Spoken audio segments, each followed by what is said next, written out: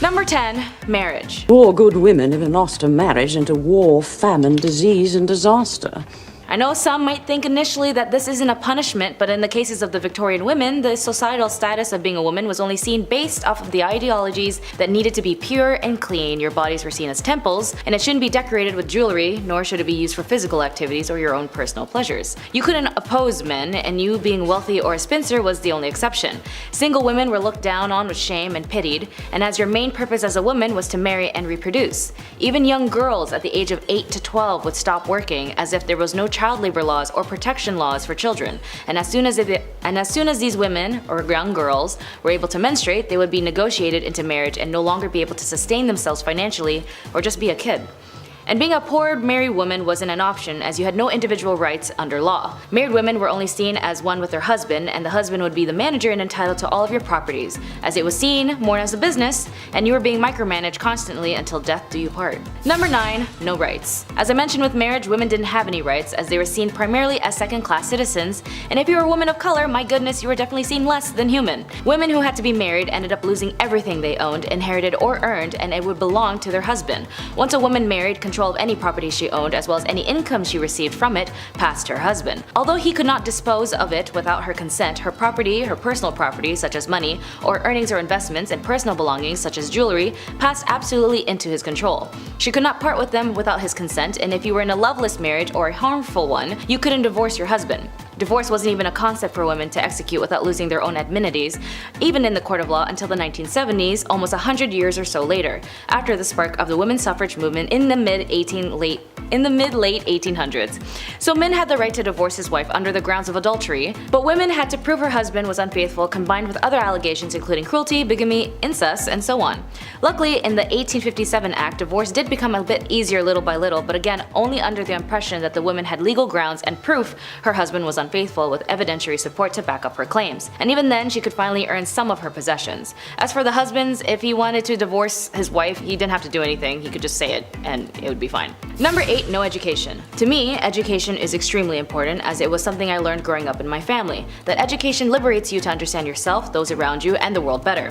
And for women in this era, they were received less education than men. They were banned from universities and could only obtain low-income paying jobs, as she was not allowed to follow a profession, as they were all closed to women. And the irony of them having Queen Victoria as the reigning accolade of this era, a woman and women of these times couldn't get an education to liberate herself or her children from defamation if the husband no longer sees her as a useful asset. So for women, especially those who could afford it, was raised in a privileged household with financial backings and exceptional family background, her education was only seen as accomplishments. Like, oh darling, she's a very accomplished woman, is something you might hear in these type of movies that depict the era, which only indicates that she had artistic talents like singing, dancing, and knowing foreign languages, and anything to help earn them a husband and be a benefit in the house. Even doctors at this time believed that if a woman studied too much education, she would stunt her ability to reproduce. Wild as hell. And when university allowed women to attend their lecture halls, their families would actually forbid them from going, worried that it would prevent them from finding a husband. Number 7. The right to work. Work was only available to those who had no choice, as their societal status prevented them from leveling up to the ladder to have a better life independently. Even more so, women who were labeled as part of the working class, these women fueled the industrial revolutions, making up to 60 to 80% of the working force in light industries such as cotton manufacturing. Even more so, those who were labeled as part of the working class, women of this era fueled the industrial revolutions, making up to 60 to 80% of the workforce in light industries such as cotton manufacturing. Women that had jobs outside of the home made them less likely to marry, leaving them with no choice but to stay in undesirable situations that made them undesirable themselves. In one study by the Buffalo State had noticed classing women and children together as helpless creatures needing the protection of strong men. They were indignant at the knowledge that women had to support themselves, that they had suffered degrading wrongs as working women. So for some, they'd have to result themselves into committing adult work, or even for some unfortunate circumstances, be sold into adult work, as they had often had heavy debts from predecessors or even used as bargaining chips for their partners. Poor women were not regarded as the Victorian society, as they could not fight back, as men had captured these women, straight up kidnapping them, and kept them at their house. Differences in societal classes led to some women being ignored and unacknowledged in society for economic reasons and for the pleasures of some men. Women of the night had no exits of this profession and were stuck in this life, and they would be beaten, tormented, as this was obviously shamed on, as well as being arrested, which would lead us to number 6. Number 6. Women who were in prison. In some revolutionary standpoints, being in prison might make you look like a hero or a villain, and as it depends terms of what you were doing or what you stood for. For the Victorian era, women who had been the most vocal at this time for a multitude of things like women's rights, the women who were caught in the act of selling their bodies in order to obtain financial means would be arrested and sent to prison. But even women who were not adult workers would be arrested. Women who had premarital pregnancies, truancies, or adultery, or kept bad company would also be arrested. They would be sent to prisons or reformatories, as for women of these times, a small step off of the Victorian pedestal made for a long fall. Women sent to prison in the Victorian England were subjected to regimes whose project was to enforce idealized femininity. This individualized treatment aimed at more regeneration than discipline, and was administered by an entirely female staff aided by middle-class philanthropic lady visitors. Considering women were placed only into two categories, being a wife and a mother, the reality is that they lived in a world that discriminated heavily against them. Due to their superior physical strength, men considered themselves the dominant sex and sought to keep women subdued for as long as they could. Number 5. Prison life. Being accused of being an idle and disorderly woman seems like a very vague and inconvenient statement today, as it holds no worthy of prosecution, but for these women of these times, you would definitely go to jail for that. These roughly defined offenses were common charges against women in the 18th century. At least in some records of the names of these women have survived, there are 2 on the list who are sadly identified only known as an unknown woman, cannot give any account of herself, and the other being accused of being a vagrant and an idiot. Which, of course, being an idiot isn't a crime unless you're doing something idiotic that hurts another person. Then yeah, I guess being an idiot is a crime. It is possible that up to 2/3 of prisoners in the House of Corrections, like the one at the prison called the Wakefield House of Correction, were female. Beating hemp was the usual form of hard labor, as well as if the women refused to comply or being able to commit to tasks, whipping and beatings were also a commonplace, particularly to those who convicted of vagrancy, lewd conduct, and night walking. Number 4. Domestic harm. This is sort of stemming back to the whole marriage thing in number 10, as it basically ties in on how horrible life was being a woman in the Victorian era, or just being a woman in general in any historical time.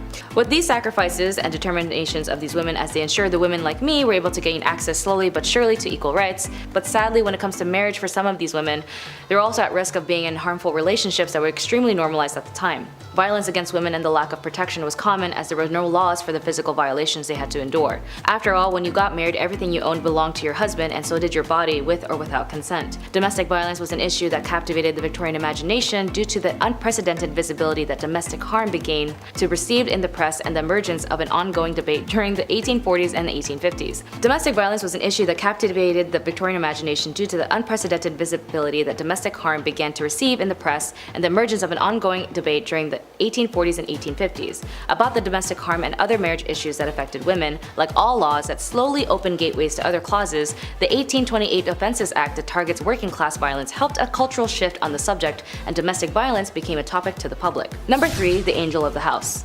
Or the angel in the house. When it came to the liberation, it all stemmed with the women's rights groups fought for equality and over time made strides in attaining rights and privileges. However, many Victorian women endured their husbands' control and even cruelty, including sensual violence, verbal abuse, and economic deprivation. And there's no way out of it, as it got worse, as a man named Coventry Patmore published a book called Angel in the House. It consisted of poems and the ideal Victorian marriage, and although it came from a place of grief at the loss of his first wife, the book had suddenly become a staple in women's behaviors and marriages, and then became a standard of their status. A woman's proper role was to love, honor, and obey her husband, as her marriage vows stated. A wife's place in the family hierarchy was secondary to her husband, but far from being considered unimportant. A wife's duty to tend to her husband and properly raise her children were considered crucial cornerstones of social stability by the Victorians.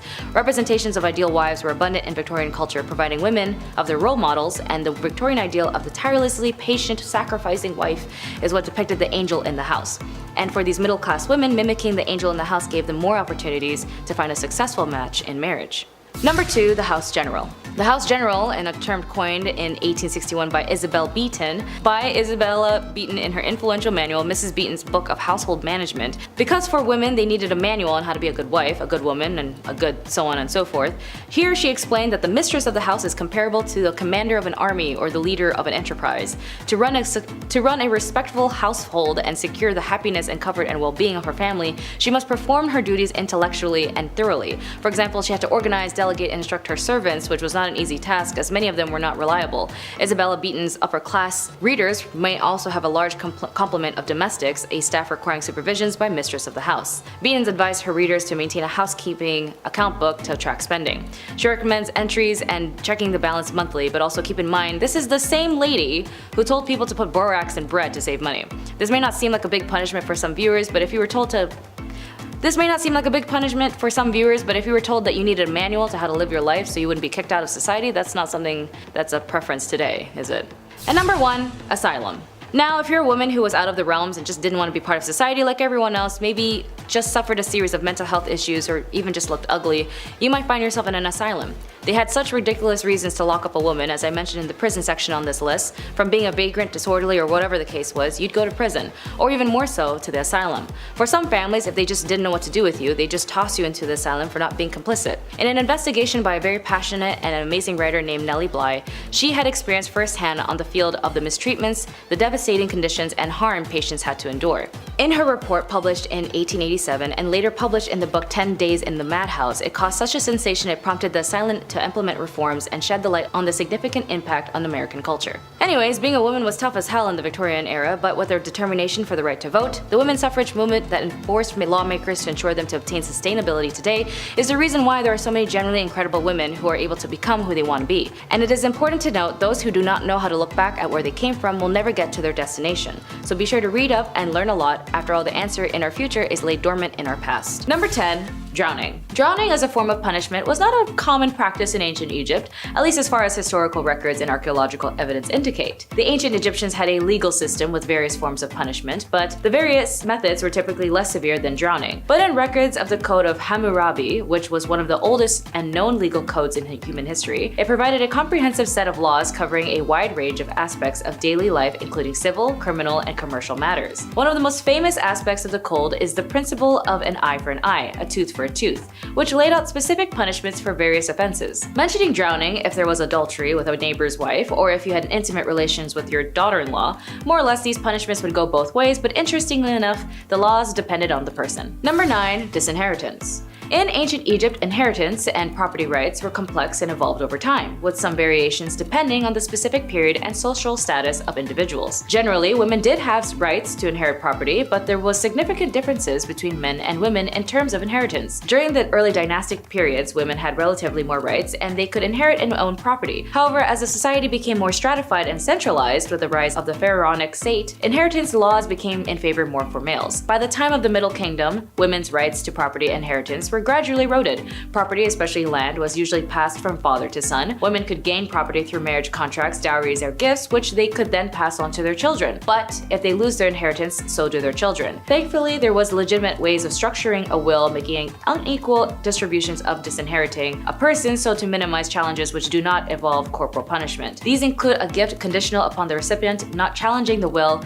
a no contest clause, diverting assets outside the will by writing a life insurance policy into trust, or passing assets through the will to a secret trust. Number 8. Banishment. In ancient Egypt, as in many ancient societies, the legal system was complex and the punishment for various offenses could vary depending on factors such as the severity of the crime, the societal status of an individual involved, and the time period in question. Banishment was one possible punishment, but it was not the common form of punishment. Banishment in ancient Egypt was being expelled from a community or city was generally used for serious offenses or crimes. It was a severe punishment because it meant the individual was cut off from their community and likely left to fend for themselves in the harsh environment outside settled areas. And for women, it was typically a rare occurrence as the legal system in ancient Egypt was based on the code of law that changed over time, and evidence suggests that women could be subjected to various forms of punishments for their crimes, including banishment. Number 7. Punishment. More commonly, punishments for women in ancient Egypt might have included fines, corporal punishments, or forced labor. For serious crimes, especially those that threatened the social order or involved treason, more severe punishments like execution might be applied,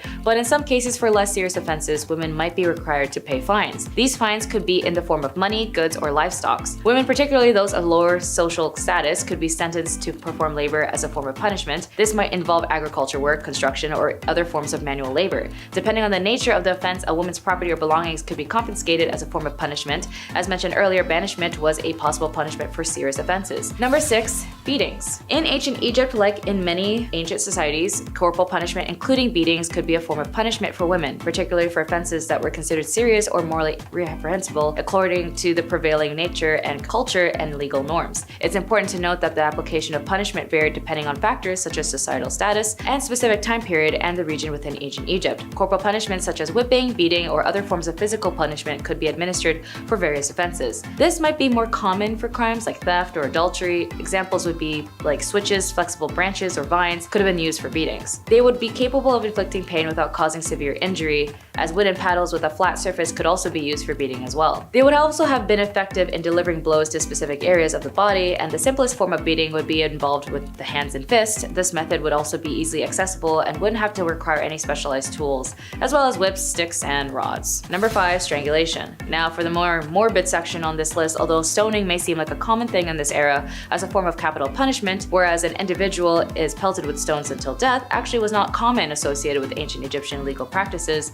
based on available historical and archaeological evidence. The primary method of execution in ancient Egypt was typically strangulation or impalement. Stoning as a form of capital punishment is more commonly associated with other ancient cultures in the region, such as ancient Mesopotamia or parts of the Levant. In these societies, stoning was indeed known as a form of capital punishment for various offenses, including adultery. Strangulation was one of the most common methods of execution in ancient Egypt. It was typically used for serious offenses and could be applied for both men and women. In cases where capital punishment was deemed necessary, strangulation was a method employed to carry out the sentence. Number 4. Lacerations. When it comes to corporal punishments, as I mentioned above, those who do commit adultery might deal with the consistency of beatings or lacerations. Texts speak of thrashing with a wooden stick, give 10 to 20 to 50 to 100 or even 200 times. They also mention branding and mutilation of the nose and ears. Tomb reliefs often show beatings of people, but in most cases these are private coercions of subordinates, not an official penalty. Sometimes the culprits are bound to a pillory. These punishments were all carried out in public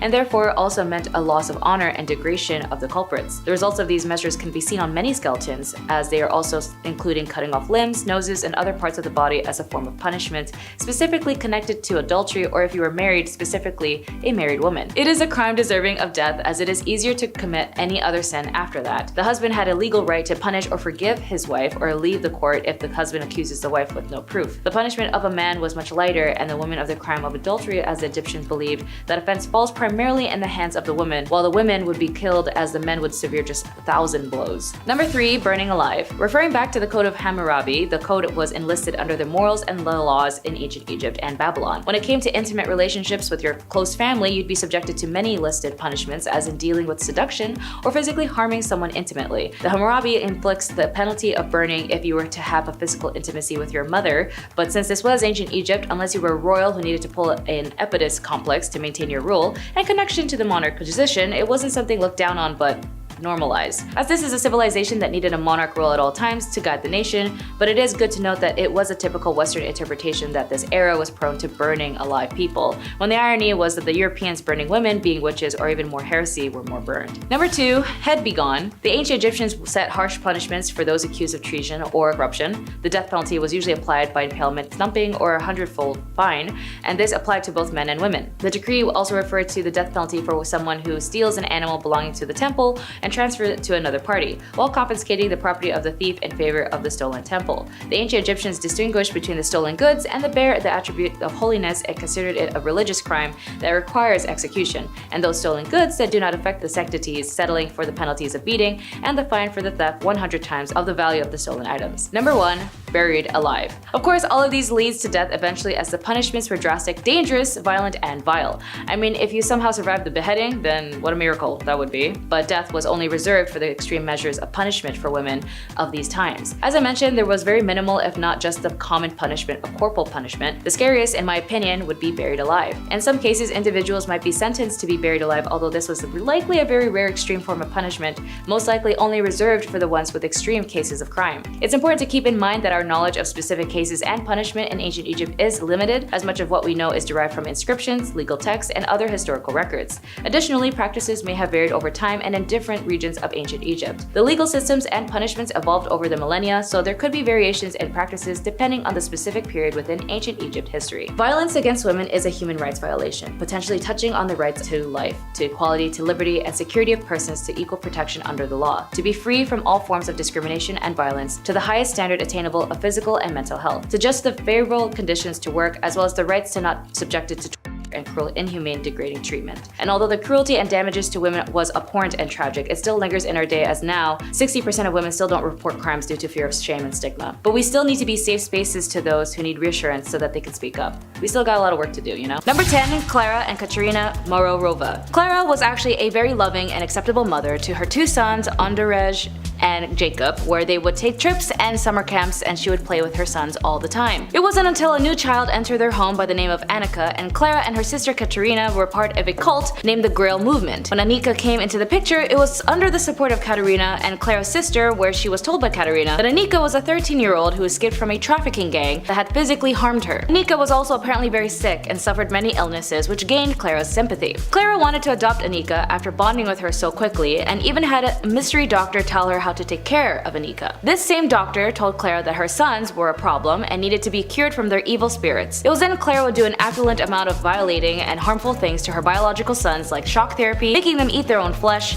dunk their heads in water, as well as invite others to her cult to do the same. Annika would also lie to make the aggression towards the boys even worse. It was until a man named Edward had a CCTV camera for his newborn baby when Clara was caught in the act. Clara and her sisters were caught, and it turns out Annika was actually a 33-year-old woman posing as a 13-year-old named Barbara, who had a disease that made her look younger than she actually was. She was eventually arrested as well, which, if you've seen the movie Orphan, it's actually based where this was from. Clara got 9 years in prison and her sister got 10 years, since her sister Katerina actually knew who Barbara was the whole time. Number 9, Cordelia Botkins. However you were in your relationships or affairs, be aware of ex-lovers who might never want to let you go. Cordelia met her lover, a highly regarded reporter, John Preston Dunning, when he was bicycling in San Francisco. At that point, she was 41 years old, 9 years his senior, and although they were already married to their own partners, John was very smitten by Cordelia. John eventually was left by his wife, who discovered the infidelity, but for Cordelia, her husband was pretty cool with it. John also had issues with gambling debts, and he was let go from his job because he was a heavy drinker, so he had to move in with Botkins' hotel. Their affair lasted for about 3 years, but ended when John was rehired to cover the Spanish-American War. When he left San Fran, he told Cordelia, "Baby girl, I am not coming back," and he even reconciled with his wife because he was leaving for Cuba, where he helped survivors of the Spanish battleships during the Battle of Santiago de Cuba. Cordelia, however, didn't care for this and wanted him back, so she sent anonymous letters to his wife Elizabeth detailing her husband's affairs. Unfortunately, it got worse when Elizabeth opened a box of candies addressed to her and her sister with the words, "With love to yourself and baby, passionately and fond of candy."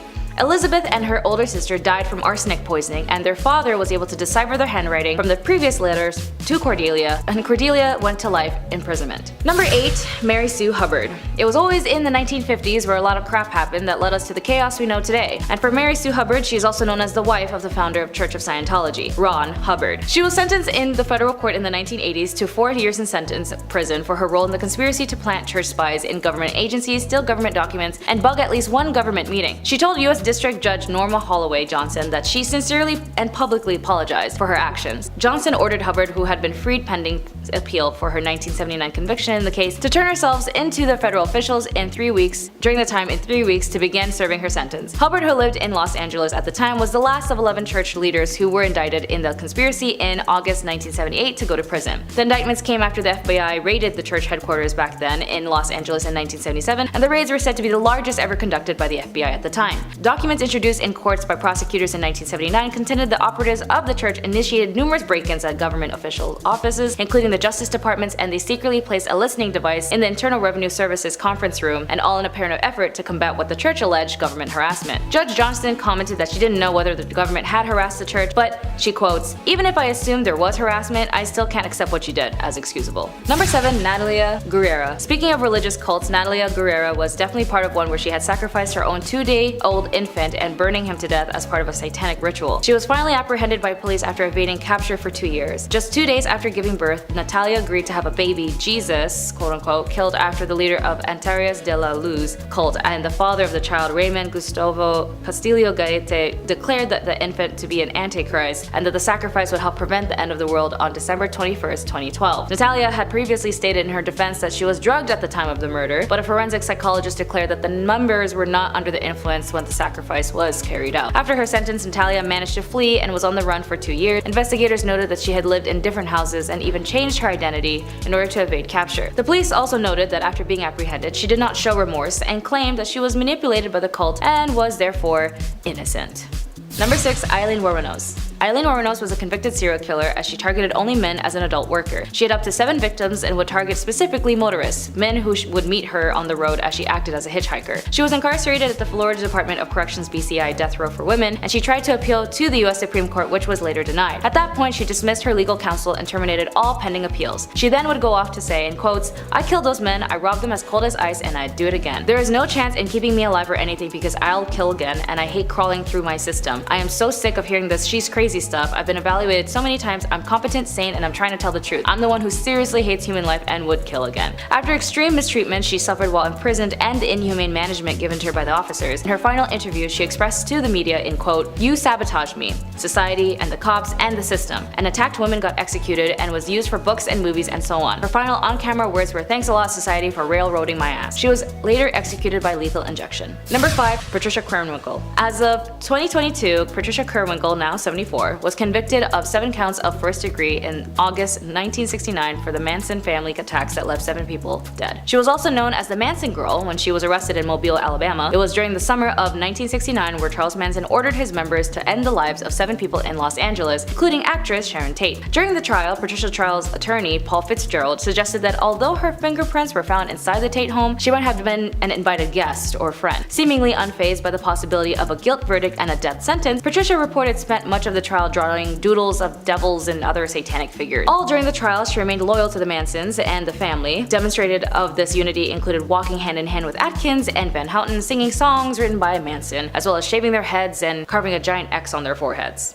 Number 4. Sarah Aldrete. Sarah Maria Aldrete Villarreal is a Mexican alleged serial killer who was convicted for supposedly heading a drug smuggling and human sacrifice cult with Adolfo Costanzo. The members of the cult, dubbed by the media the narco-satanist, called her the godmother, with Costanzo as the godfather. In 1989, the killings grew more frequent and gained attention when American tourist Mark J. Kilroy, a University of Texas student on spring break, was abducted. Costanzo's Aldrete and the rest of the cult went on the run when detectives discovered their shrine. They found human hair, brains, teeth, and skulls at the site. Eventually, the police found their hideout. Aldrete was convicted of criminal association in 1990 and jailed for 6 years. In the second trial, she was convicted of several of the killings of the cult's headquarters and sentenced to 30 years and in prison. If Aldrete is ever released from prison, American authorities plan to prosecute her for the murder of Mark. If Aldrete is ever released from prison, American authorities plan to prosecute her for the death of Mark. Number 3. Leonarda Cianciulli. Known as the soap maker of Correggio, Leonarda Cianciulli was a serial killer from Italy. Cianciulli was devastated after learning that her son was going off to prepare for the war in World War II. To keep him safe, Cianciulli offered human sacrifices. She killed 3 of her neighbors with an axe and made tea cakes out of their remains. Not only would Cianciulli eat these cakes, but she would also serve them to guests, and Cianciulli's third victim, Virginia, who was made into both teas and cakes and bars of soap. Once again, this soap was gifted to friends and neighbors, and Cianciulli was eventually sentenced to 30 years in prison. Sorta sounds like the femme version of Sweeney Todd, but a Bath and Body Works edition.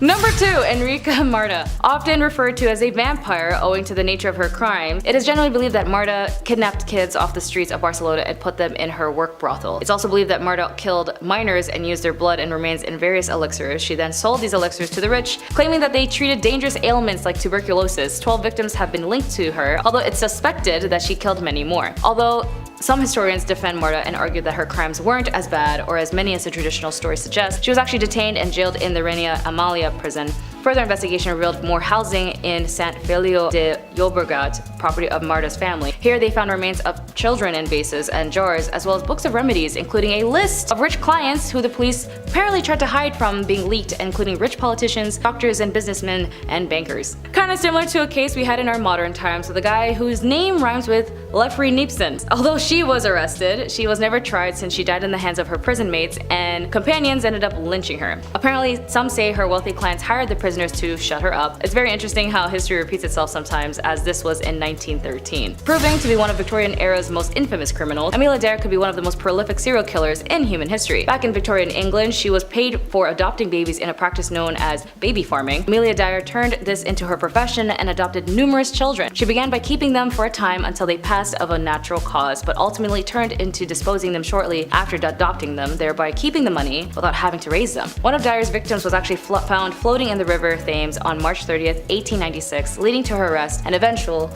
execution. While 6 victims have been confirmed, it's believed that Dare may have killed up to 400 children throughout her life. In one of the most sensational trials of the Victorian period, she was found guilty and later hanged. Number 10. Thews or stalks. Gossiping now is always seen as a bothersome and terrible construct where rumors are spread and information is sent from one end to the room to the other, when in actuality the original history of gossiping was used as a survival tool since time. However, due to the trickling events that would occur in the 12th century to the 21st century, gossip has been accompanied by the dangerous stigmatization of women. And with that in mind, they would be accompanied with a crime of humiliation for gossiping by being locked up by the neck and left outside at the mercy of the mocking crowd. The thew was a type of pillory similar to stocks specifically for women, and the woman would be chained to a post by her neck as a punishment for her crime. Unlike men, her hands weren't tied up, and common crimes include annoying your neighbors by talking too much or consummating outside of marriage. As for example, one woman named Anne Morrow in 1777, she was accused of impersonating a man and marrying another woman. She was put in the pillory and an angry crowd stoned her in resulting of her being blind. Number 9. Iron cages. They really didn't like it when women gossiped, or in most cases talked back in the day, especially when she would speak up or just discuss things. But words can only help you unless you speak them, and it's disappointing when people fail to understand that. Women who nagged would have metal spikes forced into their mouths, and the scold bridle was an iron cage for a woman's face, used to punish scolds, women who nagged, gossiped, talked back, or just talked too much. The bridle would be locked onto your head, and the protruding piece of metal covered in spikes would be forced inside your mouth, and every time you moved your tongue, the spikes would lacerate it. Sometimes the bridal woman would be chained to a hook by the fireplace in her home until she had learned her lesson, or she might be led through town wearing the mask to increase her humiliation. Number 8. Duck the scold.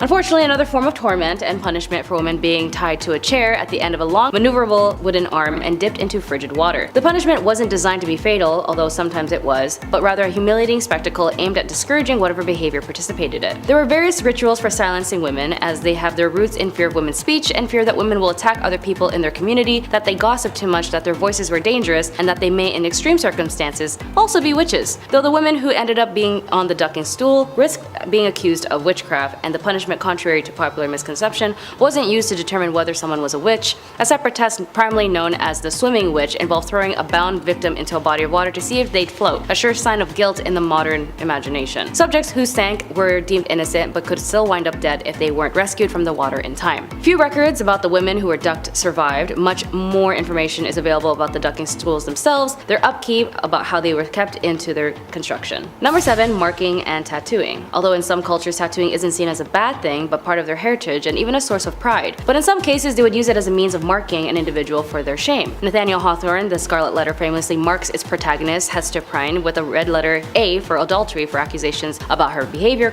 circulated. Hawthorne's book is more than fiction, as adulterers were really forced to mark their clothing to identify their crimes. Like Hester Prynne, A or the letters AD as outlined by a Plymouth colony law from 1658, adulterers seen publicly without their letters were subject to public whipping and even further humiliation and social alienation. But keep in mind, Hawthorne was the descendant of the Judge Hathorne, who persecuted the lives of women who were accused of being witches, and he had such a disdain for his relative that he had changed his last name to distance himself from the relation of Hathorne from Hawthorne with a W. Number 6. Walk of Shame. Like in Game of Thrones, a pretty well-known show, I don't know if you guys heard of it, I'm rewatching it again up to a certain specific season. But there was that scene where Cersei was condemned for her crimes and had that lady yell shame as she rung a bell while Cersei was left parading the streets stripped naked. This is actually based as a form of torment for women, and the Walk of Shame, also known as skimmington or rough music, was a traditional punishment for harlotry or being an overbearing wife. Women were made to walk barefoot through the town or city, sometimes dressed only in their petticoat.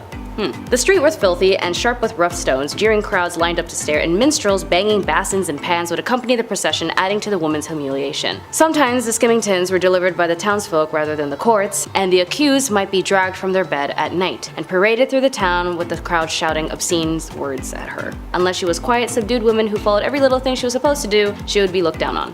Number 5. Status degradation. Status degradation still persists today, and it's been used as a formal punishment throughout history. Under the Roman Emperor Augustus, who reigned from 27 BCE to 14 CE, a woman guilty of adultery could lose several rights as a citizen and suffer a financial burden. Noble women in the Kingdom of Korea during the Joseon dynasty faced a similar degradation of their social status if they were found guilty of adultery or if they just remarried. Adulteresses were stripped of many of their rights and privileges once they were demoted to low-born statuses, and the descendants of widows who remarried were barred from holding office. As serious as these punishments may seem, some high-status women who committed adultery in the Joseon dynasty faced even graver punishment, which is death. Number 4. Pricking and scratching. Another form of torment women had to endure as a type of punishment relates back towards one of the biggest torments women had to face during the witch trials. Witch hunting books and instruction pamphlets, yes, they had an IKEA manual on how to prick a witch. It noted that marks were insensitive to pain and they couldn't bleed. So they would make these specifically designed needles to repeatedly stab and prick at the accused flesh until they discovered a spot that produced their desired results. So basically they would just keep poking you with needles until there was an area on you that just didn't bleed. They even had a job position for this called professional prickers, which many of them would be con men using dulled needles points to identify fake witch marks. Alongside the pricking was the scratching, where they would scratch the supposed victim. So if a victim scratches the accused witch with their fingernails and drew blood and their symptoms of being possessed stopped, then somehow that person that they scratched was a witch. Number 3. Tar and feathering. When I first heard about tar and feathering, it was in a cartoon where the characters would use tar and then feather the characters they wanted to make a fool out of. Tar and feathering originated as a punishment that dates back to Richard I of England. The practice of tarring and feathering was exported to the Americas, gaining popularity in the mid-18th century. Throughout the 1760s, it saw increased usages as a means of protesting the Townshend Revenue Act and those who sought to enforce it. For women, they'd also tar and feather as a form of embarrassment. In a news article in 1906, consisting of 4 young married women from the East Sandy, Pennsylvania, corrected the alleged evil conduct of their neighbor, Mrs. Hattie Lowry. 2 women held Mrs. Lowry to the floor while the others 2 smeared her face with stove polish until it was completely covered, and then poured thick molasses on her head and emptied the contents of a feather pillow over molasses. The women then marched the victim to a railroad camp tied by the wrist, where 200 workmen stopped to watch the spectacle. After parading Mrs. Lowry through the camp, the women tied her to a large box where she remained until a man released her. They did this because they wanted to be part of a vigilant committee which exercises the right to take up the law in their own hands. Reason why they did that to her, though, is still unknown. Justice for Mrs. Lowry. Number 2. Amputation. Although it may not seem to be as creative as the other instruments of torture on this list, amputation packed a painful and permanent punch. The body of an ancient Chinese woman from about 3,000 years ago have been found with an amputated feet but in otherwise good health, and all signs point to an ancient Chinese punishment called yue, which was used for over 500 different offenses, including cheating and stealing. In ancient Egypt and the Byzantine Empire, a different type of amputation was common: nose amputation, called rhinotomy, which was a punishment for adulterous women, though it was also used as a punishment for various crimes in medieval and ancient times elsewhere. However, the adulterous man might escape with a less severe punishment like a fine or a beating. Number 1.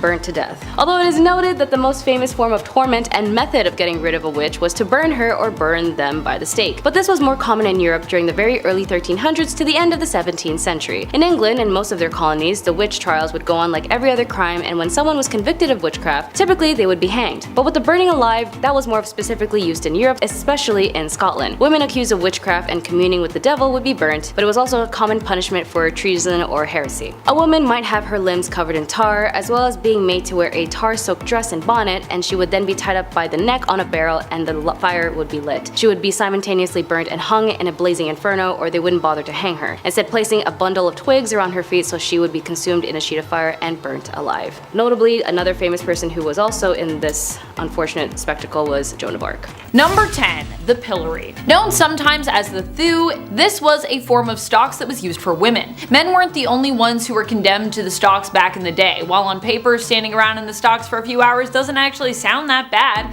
like a bit humiliating and a bit exhausting because you gotta keep your arms up here, but you know, that's about it. In reality, it could actually be very dangerous depending on the crowd's temperaments and the accused's reputation amongst the common folk that had gathered. In some cases, people were badly injured, maimed, blinded, and some actually died as a result of being tormented by those who gathered while they were in the stocks, after suffering great injuries. The unfortunate thing was that you often wouldn't be able to defend yourself because your hands are like restrained. You couldn't move your head, and often your hands are just completely restricted depending on the type of stocks that you're being held in. At least with the Thu version, your hands were not restricted because you were like kind of in a collar on a chain, but women also were put in the pillory too, where your hands are restricted, preventing you from defending yourself at all from assailants unless you were being defended by, like, I don't know, guards perhaps. Even then, you're probably still gonna be brutalized in some way. Guards aren't there to, like, you know, make sure that you don't get to feel the punishment. And friends, before we move on to our next spot on this list, if you love what we do here at Bumblebee and you love when we tell you about some honestly very shocking things that happen in history, be sure to click that subscribe button for even more historical and horrific content. Number 9. Drunkard's Cloak. While more popular in the 17th and 18th century, there is still documentation of the drunkard's cloak being used into the mid-19th century. It was a punishment given to both men and women, usually those who had a bit too much to drink. However, the punishment was also administered to women who were considered to be promiscuous, like so many of the things that are on this list. If you were sentenced to the drunkard's cloak, you'd basically be made to walk around town in like an upside-down, heavy and cumbersome barrel with holes cut out for your head and your hands. Honestly, this is one of the least awful ones on the list. At least you're just in a barrel. It doesn't sound like it would be fun, but it doesn't sound like it would be like the worst. I feel like I could walk around for a few hours with a barrel on and I'd be alright. Number 8. Shrew's Fiddle. I have a question. Why are there so many devices that were created in the Middle Ages hundreds of years ago that were still used up until the early 1800s and beyond? That seems insane to me. The Shrew's Fiddle is one of those instruments, but despite being named after a musical instrument, it is instead an instrument of torment. It was used to punish women who were deemed too shrewish, and in some places in the world, it wasn't just used on women. The woman in question would be forced to put her neck through a large hole, with her wrists being held in the smaller holes, so her hands were basically up in front of her but were immobilized. Number 7. Scold's Bridle. Despite the fact that this device can be traced back to the 1500s, there are also records of it being used as late as the early 1800s into the 19th century, which is honestly crazy to me. Like, I can't even imagine someone trying to silence me with this device today. Goodness, horrific and humiliating. The Scold's Bridle was used to silence women who were being too loud, either speaking their mind too much, being caught gossiping, or just literally, being too loud. Pretty wild when you think the same society that decided this was a good punishment is also kind of the same society that encouraged women to gossip by pitting them against one another and also, silencing them, so that probably many women felt the only way they might be able to safely speak their minds about something was to, like whisper behind someone's back for fear of them hearing and what would happen then. But then of course, if you do get heard, this is what you get, because people are like, we don't want you to whisper, we just want you to shut up. Seems like a weird cycle though to me. It's like we created the problem and then we just basically punished people for the problem we created. This Scold's Bridle was a mask that women were forced to wear. Oftentimes it was made to look demonic or ugly in terms of the features on the mask, and it had a painful restricting metal gag inside that would literally hold down the wearer's tongue so they couldn't physically speak. Which sounds terrible. Also, then if you try to speak, it could like hurt your tongue. Not good. Number 6. Left to cook. While sitting by the fireplace is usually seen as being a pleasant way to pass the time, relaxing and soothing. In fact, I was just listening to some fireplace sounds while I was writing today. It becomes a lot less nice and tranquil if you are literally chained to the spot. While the Scold's Bridle is admittedly awful, it could actually get worse for women confined by the mask. In addition to that punishment, sometimes they would also be chained to the fireplace, probably by their parents or guardian or their husband, whoever basically would have owned them at that time, until such a time as it was deemed they had learned their lesson. I like to sit by the fireplace, but I like to do it by choice. Number 5. Walk of Shame. Remember in Game of Thrones when Cersei Lannister was made to do like the Walk of Shame? Yeah, that is a real thing that happened to women in history. The Scold's Bridle was also sometimes made to be worn by women who were then paraded through the town and in said mask just to humiliate them further. And there's a few different things people would parade people in town with, but the mask is one of them. As if just being forced to wear that mask wasn't awful enough. I don't think you need to parade someone around or chain them to a fireplace. I think you can just leave it at the mask, to be honest. Your point would be made. In fact, I don't even think you need the mask at all. Just don't try to make a point to begin with and then we're all good. How about instead we just let women exist and be heard? Just a thought from a woman who's living in 2023, ye old past. Talking to you, past, back there. Yikes. Number 4, hand clamps. Honestly, this sounds like one of the most horrific and worst things I've heard of. And it might not sound bad to people, but I don't know. I just imagined what this would be like and I was like, that's horrifying. This method of torment was popular during the feudal period of China. It was used all the way up till the 19th century. What did it involve? Forcing women to put their hands into a tool that would then squeeze the tip of their finger. Doesn't sound that bad when you're thinking of it on the surface level, and in terms of the surface area of your finger. But this pain was actually so bad because of the pressure that it would cause many to just pass out. But once you passed out, they would just splash some cold water on you and force you to stay awake so you could experience every single second of pain awake. It wasn't reserved for just the hands or fingers either. There were also tools like this used to apply pressure to the feet and the head even of suspected offenders. Yeah, this method of course wasn't even saved for people who were convicted of adultery, which honestly I don't even think you should torment people physically like this anyways, or mentally. Even if they're guilty of it, let's just be adults and move on. It was used on both guilty and innocent folks. I am sure, I'm 100% positive. All you had to do was be suspected of adultery for this brutal form of punishment to be administered. So you don't even need any, back then I don't even think people had proof. They were just like, I have a feeling, so do something terrible to this woman. Number 3, ducking stool. Despite being more well known for its use during witch trials, the ducking stool was also something that was used to torment women in the 19th century as well. In fact, documentation of its use exists from as late as 1896. That seems pretty late to me. That's wild. Although I obviously wasn't alive at that time and it was over 100 years ago now, it does not feel that long ago relative to our history and time spent on this earth. Oh boy.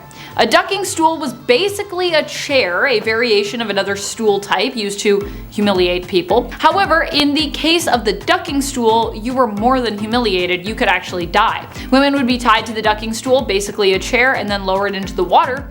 During the witch trials, this was one of the methods used to discern witches from innocent women. The problem being that witches would apparently survive the process thanks to their wily powers, whereas women would be proclaimed innocent if they could not float, swim, or survive this process, meaning that many that were then deemed innocent wouldn't survive the ducking process. So it seems like a flawed way to test that, you know what I mean? If someone's innocent, I feel like they shouldn't end up dead, but I don't know. Only the witches get to live, and even then they don't get to live. No one gets to live. Are you a woman? No life for you. Sorry. You just gotta move on. That's history for you. Number 2, foot binding. While not a punishment for any misdeed, foot binding was a cultural practice that has often been tied to sexist ideals for women that were created not necessarily by them, but by society at large. The idea with foot binding was to break the bones of young girls' feet so that their feet could be shaped into a small and dainty size. From a young age, their feet were broken, bound, and conditioned so that they would be and remain small into adulthood. While no longer something practiced today, foot binding is an ancient practice that is believed to have originated somewhere around the 10th century. The decline began though around the mid-19th century. That's 9 centuries of foot binding, after questions were raised about the practice in the 18th century. Number 1, nose cutting. Probably one of the most brutal punishments out there for suspected adultery or promiscuity is the method of nose and ear cutting. This is when women have their noses and/or their ears removed. This is done to disfigure the woman and take away the power of her beauty as punishment for whatever misdeed she's accused of. In many cases, women have been punished in this way without even actually being proven to have done anything that is even deemed wrong by whatever moral code you're subscribing to, by whatever whack moral code you are subscribing to. Some women have even been punished this way simply for defending or protecting themselves or others. Typically, nose cutting is reserved as a punishment for women. It happened not just in the 19th century, but before, and even after that as well. Satan's ladies.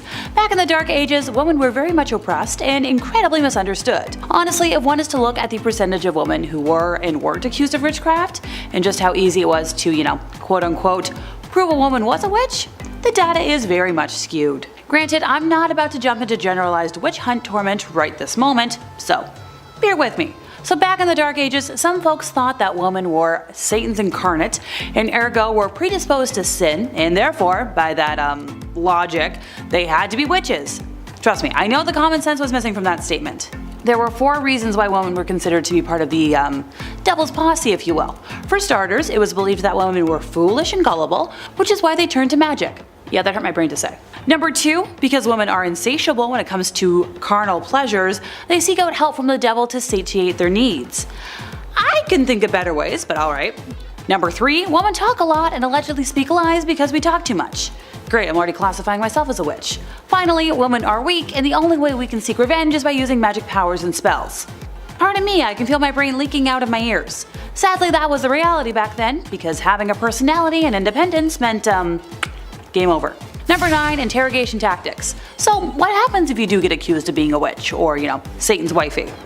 Time to go through the witch trials, which is a polite way of saying sentenced to torment until you either confessed or someone found proof by ways of a certain marking on your body. Let's talk about one of the most agonizing methods of torment, shall we? If you're, femme presenting and get arrested for something serious and the townspeople want information out of you, they drag you into a dungeon, strip you until you're in the nude, tie a rope around each one of your ankles and hoist you up so that you're upside down with your legs spread apart, and once again in your birthday suit, so probably shivering in the cold. Now here comes the most horrifying part of the whole thing. You know those saws that folks use to cut down trees? Specifically the really big ones that tend to take 2 folks to use? So one of those would be used to slice you in half from the rear to the head. Easily one of the most painful ways that you could go in my opinion. The wild thing about the saw is that it wasn't originally made for trees and then used on people. It's actually the other way around. Pardon me, I'll be shuddering for the rest of today. Number 8, that time of the month. Ant Flow, the Red Sea, Shark Week. Heck, the event has so many monikers, but those who experience it can agree that it's a pretty miserable period of time. Back in the day, folks didn't have the same kinds of resources that we have in today's age, so a lot of people really had to get creative. They would use rags or other linens to fashion, a pad, but underwear wasn't all that popular yet, so they had to find a way to keep things in, place. Some folks would fashion a makeshift medieval tampon of sorts where they would wrap cotton fabric around a twig, which sounds super uncomfortable if you ask me. Other folks would seek out bog moss because it was remarkably absorbent, and funny enough the name BLOOD moss became synonymous with it because of its use of treating wounds and in period products. If you didn't have access to those things, some folks would simply resort to wearing red the whole time so everything just sort of blended in. I love the lazy approach. Makes sense to me. Number 7, a ban on stripes. Might as well touch a little more on some Dark Age fashion rules. We've all met somebody in our lives who's way too concerned with what other people are wearing, but back in the Dark Ages, you actually risk the possibility of coming across some very real fashion police who are actually able to issue a fine should your fashion choices not be of the local dress code. I'm in trouble. Sometimes it wasn't even just a fine. Some serious fashion faux pas could actually lead to your imprisonment or even your death. Stripes were definitely a main culprit in these times, since striped clothing was seen as a garment of the devil. Okay, I'm good. If you need evidence, because I know that sounds wild. Specifically in 1310 in a French town, there was a local cobbler who was put to death because he'd been caught in striped clothing. Not only were members of the clergy not exempt from this rule, since they were pretty highly ranked at the time, but now there were animals. Poor zebras. They were referred to as the beasts of the devil. I'm so glad that's something that's faded with time. Number 6, quickie wedding. I'm sure we all know at least one couple that got married way too quickly in our opinion, but thankfully in today's modern age, it's relatively painless to end that, if things go bad. Heck, drive-through wedding chapels are a thing nowadays and have been for quite some time. Well, so marriage in the Dark Ages was quick and easy, but also kind of difficult to prove. If you and your loved one really wanted to get married, all you had to do was say, "We're married," and then, it's legal. Of course, this led to a whole pile of spur-of-the-moment type marriages, especially considering how schmex before marriage was widely condemned at the time. While I'm sure many people who are divorced would have preferred if their marriages were this easy, this led to people, of course, taking advantage of this difficult-to-prove thing. Women, in particular, were at risk of getting hitched to a man who might want to take you as his wife for the night, but then the following day, after getting what he wants, he'd deny ever agreeing to the union y'all had. This is why many women tried to get at least one witness to the union, just in case. Nowadays, I believe at least 2 witnesses are needed for the marriage certificate, but feel free to correct me if I'm wrong. Number 5, an uncommon plague. I know, no one wants to hear about a plague ever again after recent history, but I promise, this one isn't your typical version. The dancing plague of 1518, or dance epidemic of 1518, was a case of dancing mania that occurred in what is now known as France, from July of 1518 to September. The outbreak began when a woman by the name of Fro Trophea began to dance fervently in the street for a week straight. Oh, my poor ankles. Soon, 36 others joined in on the dancing chaos, with the plague claiming 400 victims by August. By early September, the outbreak began to subside as the dancers were sent to a mountain shrine to pray for absolution. Guess we found where fellows took inspiration. It's unsure just how many, but a small number of victims actually did pass from this epidemic, which is wild. Historical documents, including physician notes, cathedral sermons, local and regional chronicles, and even notes issued by the city council are clear that the victims danced, but nobody knows why. There are many theories behind the phenomenon, the most popular being stress-induced mass hysteria. Other theories include ergot and religious explanations. It'd be interesting to see if this ever pops up again in modern times with how stress levels are these days. Hey look, sometimes a girl just wants a flash dance moment without judgment, okay? Number 4, divorce by combat. Yeah, so people could get divorced, but it was a heck of a process. Divorce by combat appears to have been a form of trial by combat, which was when accusations were dealt with between two parties where there were no witnesses or a confession, and whoever won the duel was deemed to be right. The rules for a divorce by combat, as we know it, come from Hans Stauffer's Fruchtbuch. I apologize if I got that wrong, which was written in 1467 and are as follows. The man would be placed in a waist-height 1 meter deep hole with one hand tied behind his back, while the woman was allowed to move freely. Both parties wore practical clothes, which is described as a one-piece bodysuit with stirrup legs. The woman was armed with 3 rocks, each wrapped in a length of cloth to form a kind of swinging club. The man was given 3 normal clubs that matched the length of the woman's cloth to ensure that, their ranges were equal. The man was not allowed to leave his hole though. To further limit him, if he touched the edge of his hole with either his hand or arm, he had to surrender one of his clubs. If the woman attacked him while he was surrendering his club, she in turn forfeited one of her rocks. Yes, the rules place the man at a clear disadvantage, but it's important to remember that it's unlikely that the woman had any kind of combat training. Furthermore, in any kind of physical contest, it is likely the male would have had an advantage in size and strength at the time. So the handicaps placed on the man were to try and make the fight as fair as possible. Which, it's pretty impressive for the time period. The conditions for victory, though, are unclear. Some historians believe that it was unlikely that the fights were to the death. Instead, it was probably down to whoever was judging this thing to decide when one of the fighters had been incapacitated. Since both parties were hitting each other with big blunt objects, it seems likely that many trials ended with one party being knocked unconscious. Thankfully, divorces are a lot less lethal today. Mostly. Number 3, toothworms. So dentists weren't common in the Dark Ages, but barbers were, and wound up being a one-stop shop for quite a few different services. This guy did it all. Cavity, toothaches, teeth worms, you name it, or in a lot of cases, pull it. Barbers were responsible for cutting hair, pulling teeth, red fluid letting, your classic 3-in-1 appointment. So much more efficient than the silly 2-in-1 shampoo and conditioner combos we have today. This was like the peak of efficiency. Instead of brushing your teeth with tooth tunes, back then you'd rub your teeth and gums with a rough linen. A few recipes have been discovered for pastes and powders to freshen breath, otherwise you were looking at less and less teeth as time went on. As a society, we've gone from powdered charcoal to charcoal toothpaste, which is kinda neat. As time went on, mouthwashes were made from herbs and spices steeped in wine or vinegar and guaranteed fresh breath, but I'll stick with my Crest and mouthwash. Thanks! Number 2, no pleasure during procreation. Now, some of you watching might know all about the hanky-panky, and some of you might not. But regardless, you probably know that people do it for fun more than they tend to do it to create a descendant. That's why we as a society have invented things like condoms. Because trying for a spawn is only fun when you really want to. And you shouldn't have to worry about, knocking boots and accidentally creating life. But back in the Dark Ages, there was a law that you were not allowed to get down and dirty unless it was for the purpose of, have an offspring. And you weren't allowed to experience any kind of pleasure when you were doing it, even if it was for the purpose of creating new life. It's like telling somebody to eat food, but you're not allowed to taste anything or enjoy your food. I believe it was one of those rules that people claimed came from God and used for their own uppity bias. There's plenty of those still in place today that I'm constantly rolling my eyes at, but this isn't the time or place for my venting. Thankfully nowadays, most folks understand that coitus can be for pleasure and fun, and not just spawning new lives.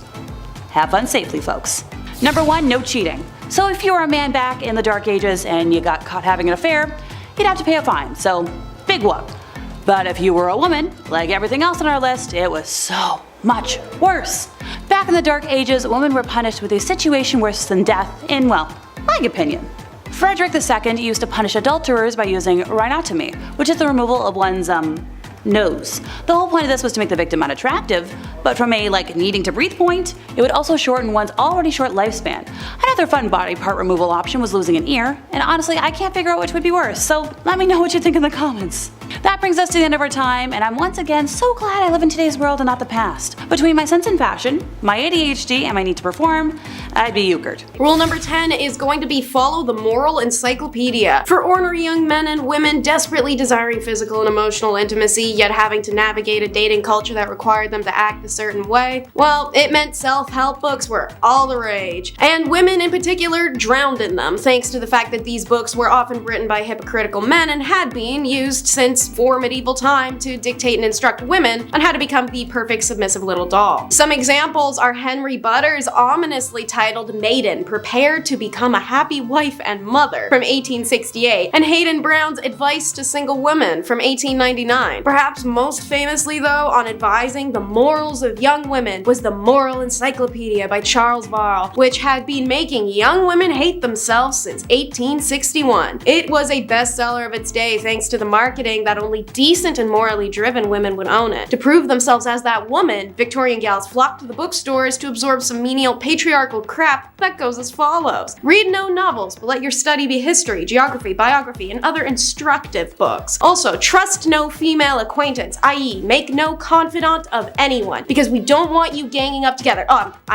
Possibly breaking your feeble tongues, having a conversation. Oh, and if you get a pimple, expect nobody to ever love you again. To quote, remember that whereas the character of a young lady is considered angelic, and blemish in it would withdraw the respect men have for you. Rule number 9 is to follow a handbook of etiquette for ladies. Following on a similar sales tactic of gaslighting, only perfect and honorable women know all the rules of etiquette. Oh, you don't? Oh, well, that's such a shame. Now you lose all your honor. You know, though, I can help you out. It's pretty convenient that right here behind me, I have this book I wrote and it has all the rules. I mean, I can give it to you so you can restore your honor if you give me $30, I don't know. So, what's in this immensely popular bestseller from the 1860s that bullies women? Well, I'm so glad you asked. First up, keep that bling to a minimum, mamas, as you should never wear mosaic gold or paste diamonds. They are representative of a mean ambition to appear what you are not, and most likely what you ought not to wish to be. You got a problem with that? Well, sucks. Pipe down, because it's better to say too little than too much in company. Let your conversation be consistent with your gender and age. Don't forget to never talk about yourself either, as such discussions cannot be interesting to others, and the probability is that the most patient listener is laying the foundation for some tale to make you appear ridiculous. If you do open your mouth and your choice is to be a dirty joke, girl, BFF, because a double entendre is detestable in a woman, especially when perpetrated in the presence of men. No man of taste can respect any woman who's guilty of it. Oh, my personal favorite. Did you break something while a guest in someone else's house? Nah. As a lady, you can't do that. It's not possible. Pretend like nothing ever happened. Don't own up to it and gaslight your host. If at another's house, should you break anything, do not appear to notice it. Your hostess, if a lady, would take no notice of the calamity, nor say, as is sometimes done by ill-bred persons, oh, it is of no consequence. Rule number 8 is having a dress for all occasions. Should you not? Well, that's not proper etiquette. As a middle or upper middle class Victorian woman, your job was to spend your day like a Bratz doll, changing every few hours. This is because of the strict etiquette of the time, which dictated that certain dresses were for certain activities, which meant you had to plan your errands around your outfit changes that made it possible for you to run your errands. Isn't that fun? Women would start with the morning time dress, which was relatively comfortable by Victorian standards. However, for us, it would still feel like wearing an iron reinforced tube sock on our entire body. It was simpler in appearance and designed for only the home. Want to take a stroll in the park? Out of the morning dress and into the walking dress. The skirts are shorter by several inches and didn't have a train, so they weren't dragging a leaf pile behind them as they went. The materials were usually rich in color and pattern to be admired amongst the greenery. When women returned home from their daily walk, they would change into dress number 3, or the afternoon dress for receiving visitors or visiting others. The skirts had a longer train and the neckline was usually a little lower. After some visiting time, dress number 4 gets whipped out for dinner, and it was the most formal of all casual dresses. Usually silks, satins, velvets, exactly the type of precious material you want to spill food on. Ball gowns weren't for regular wear, but they were required for fancy occasions, so you had to own them too. Rule number 7 is to mourn properly. Another dress all women owned was an all-black morning dress. They kept kept these bad boys on lock for whenever someone died, which was arguably something to look forward to in the Victorian era. Thanks to Victoria being the most extraordinary and dramatic woman of all time when her husband Prince Albert died in 1861, and she spent a bajillion years dressing like a vampire and wearing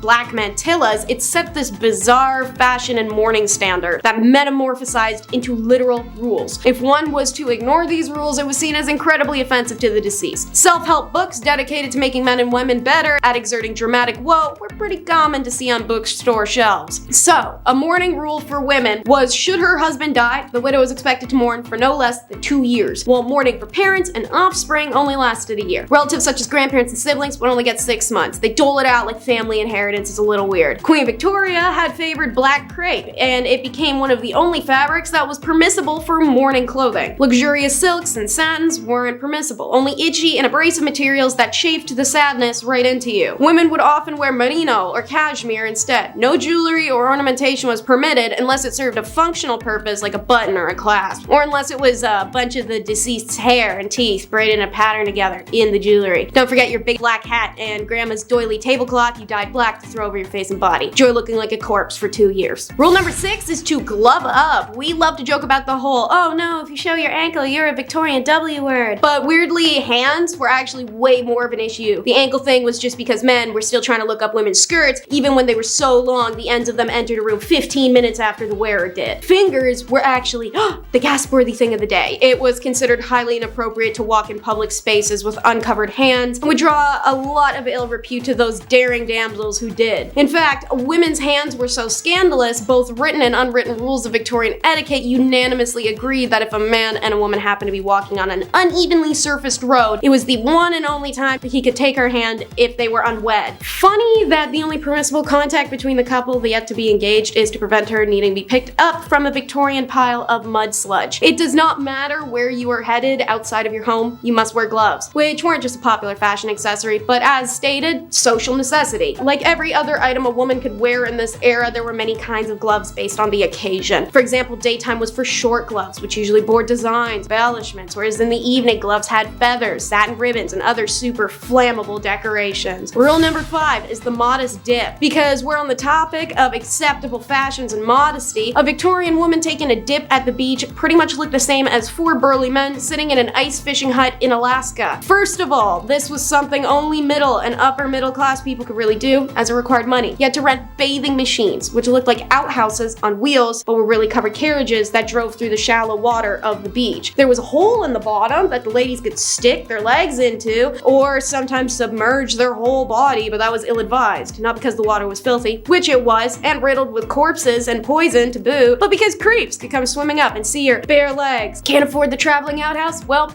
no beach for you. Rule number 4 is wife sales, a real legal way to obtain a divorce in stuffy Christianized England. Divorce was unpopular, detested, and openly deterred in those days. Seeing as you were discouraged from intercourse with your partner, married them when you barely knew them, and could barely spend time alone with one another, it was a pretty popular request. You would have to sit listening to the clock tick and his nose being clogged but him not blowing it for the 444th night in a row while you disassociate staring into a fireplace. What the hell did people expect? Of course you want out. You don't even know his middle name. Attaining a divorce in the early 1900s was an expensive undertaking, however. So, those who couldn't afford the legal fees sometimes sold their wives to the highest bidder. It was often done with the full consent of the wife, who was usually bought by her family, a new lover, or a female friend. It was an amicable way to say, this was a mistake, get out of my house, good luck and prosper. Rule number 3 is no flirting. As stated, you were really not supposed to flirt, and flirting to the Victorians included eye contact, talking to one another, looking at another person, breathing their air, knowing their name. Maybe the last one is dramatic, but you get my point. You wanted someone, you had to wait until you met them 4 or 5 times, then you could look at them, run into them a couple more times, then maybe request a dance at a ball, and you get one of those a couple times, then maybe you get a sit-down chaperone visit, maybe a walk in the park, and a couple more ball dances. Then you can propose. But even then, a Victorian maiden could not be trusted alone with her fiancé lest her dainty, fluttering hand rest on the arm of her intended apprehended and cause an outburst that would inflame the fiance's uncontrollable base lusts. Even after progressing through several stages of acceptable dating, aka the ball dancing, talking, walking together at a distance, if a man was invited to the woman's home, their acquaintanceship would still have to be under the watchful eye of a chaperone. Single women were never to indulge in behavior with a man that might lead to being kissed or handled in any way. This included strict inspection rules, because I kid you not, men were encouraged to inspect a woman back then. Like many of the stipulations that accompany shipping procedures. How romantic. If a man wanted to admire a necklace, the woman would have to remove it, hand it over for inspection. Under no circumstances was the item to be inspected while she wore it. Now I know where that flirting tactic came from, because guys, y'all love that whole jewelry admiring flirt, and it isn't subtle. And of course, during the chance encounters in one's club or in the park, staring boldly at someone you knew without acknowledging him or her,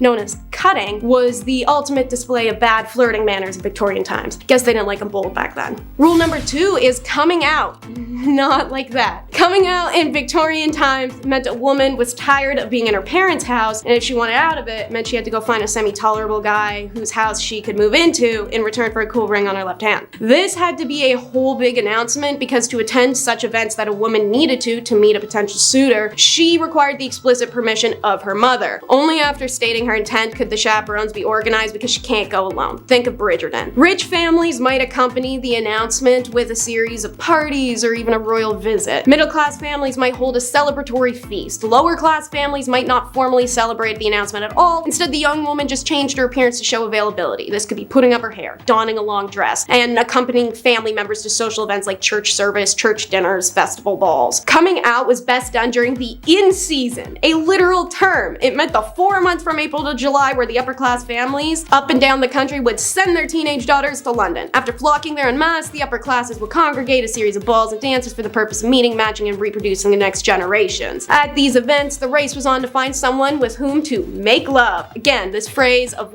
whose meaning has changed considerably over time. Making love in the Victorian age meant seeking out someone who might one day come to love you. This was done by eligible bachelors going up to girls' chaperones, giving them a little card, requesting a dance with her. Her dance cards would be stacked in cue order in which the men got their dances, and they were only allowed 3 per woman. End of the night rolls around, and our maiden will choose if she liked a suitor and have her chaperone return the card to indicate, oh yeah buddy, it's on. Rule number 1 is how to travel, aka how not to have fun. Here's your duties when you're traveling as a Victorian lady. Listen up, take notes. Dress appropriately. This is usually a dress similar to the morning gown, lighter and easier to move around in, but most importantly plain and understated with few details. They would accessorize with dark leather gloves, a straw bonnet, and of course a travel corset, which was apparently said to be much less restrictive. Pick your seat carefully. It was customary for a woman traveling alone to choose a seat either next to another woman or an elderly gentleman. Women traveling alone were seen as prime targets for pickpocketers and thieves. It was usually only done to poor women without chaperone options, but all women, rich or poor, were instructed to keep only a small amount of customary spending cash on their person and give the bulk of their dough to their driver or escort to keep safe. Speak when spoken to, as only men were allowed to spark conversation with a lady, never the opposite way around. Women were expected to respond politely and accept invitations to the refreshment saloon, even if they didn't want to go. That's because of the next rule. Never ever be rude while traveling, especially alone. It was imperative a woman act with the utmost class, even if being accosted by a persistent male passenger. But make sure you don't pester him. If a woman is traveling with a male companion, it's not appropriate to ask him such questions as, when do we get there? How far is it? You know you're making the wrong turn. Yes, you are. I know you are. I've been this way before. Look, that was the wrong way. How much time do you think that wrong turn added? Do you want to stop and grab something too? Yeah, no, strictly forbidden. Can't do that crap. But don't forget, you're also a babysitter to the because if the lady's male chaperone accidentally wandered into designated female compartments, it was her fault for either inviting him into the quarters or not alerting him of the specialized area. And lastly, while traveling, don't check yourself in. If a journey requires a stop at a hotel along the way, the lady would remain in the carriage while the driver or escort took care of all the room arrangements, likely because it was unheard of for a woman to make such a decision on her own. You're better off without him, apparently. Number 10 in the countdown. The Christian view of women in ancient Roman society came in, and like the religion itself quashed the pagan beliefs preceding them. Pagan times in Rome weren't a merry old good time for women, don't get me wrong, but they had more rights and respect when there was a whole pantheon of women gods whose tempers were to be revered and feared by every Roman man. But then they convert and answer to one god who was depicted as a soul man, making it, pun intended, a man's world. In the 4th century AD, the Andrew Tate of ancient Rome, St. Jerome, set the standard on how you should perceive and treat women around you. If your wife has a bad temper, or if she's stupid, or if she has a birthmark, or if she's haughty, or if she has a foul breath, you'll only learn these things after marriage. You always have to tell her how beautiful she looks. If you so much as look at another woman, she feels rejected. You have to bow down before her and call her my lady, and you mustn't forget her birthday. It's worse if she's pretty than if she's ugly, because then you have to constantly be on your guard. Honestly, try and tell me you can't picture some old Roman bald dude in a toga, like white beard, one of those stupid teak tables, wearing the oversized podcast headphones, saying that exact tirade while like Joe Rogan is sitting across from nodding like, yeah man, yeah that's what's up. Hey dude, kinda makes sense that you're only gonna find out about her personality after you married her, when y'all don't even know each other when you get married and you bought her at a bride auction like she's a cow for your farm. So, according to St. Jerome, it was better to be alone with God than in the company of a woman. Guess God is a woman, because he was found in bed having an affair with a married one. Oopsies, hypocrite. Do you want to learn more about hypocrisy in the past? Because there's a ton of it. Subscribe to The Hive to see our regularly released history videos. Alrighty, that was a beautiful segue into number 9, the discussion of how women in ancient Rome could be worshipped but never equal. As stated, while Roman society may have been dominated by men, their original godly pantheon was anything but. They bowed to powerful women, begging for mercy or pleasure from their female goddesses. Part of the appeal of Christianity was bowing to a woman no longer. They finally became obsolete, powerless. But they were anything but powerless in the era of Roman paganism. Of the 3 supreme deities worshipped by ancient Romans, only one, Jupiter, the king of gods, was male. The other 2 were Juno, the chief goddess and protectress of the empire, and Minerva, Jupiter's daughter, the goddess of wisdom and war. The Vestal Virgins, aka priestesses of Vesta, were ranked among the city's most important residents, having been appointed to this role before puberty, remaining chaste for the next 30 years of their lives. These 6 virginal women held sacred duties like preserving the hearth fire in Vesta's temple, as it was believed if the fire died, so would Rome. That's a pretty serious job. They also had the most important duties in the kingdom, such as safeguarding the wills of the wealthiest and most prominent Romans, such as Julius Caesar himself, because women were more trustworthy than men, but they weren't to be trusted.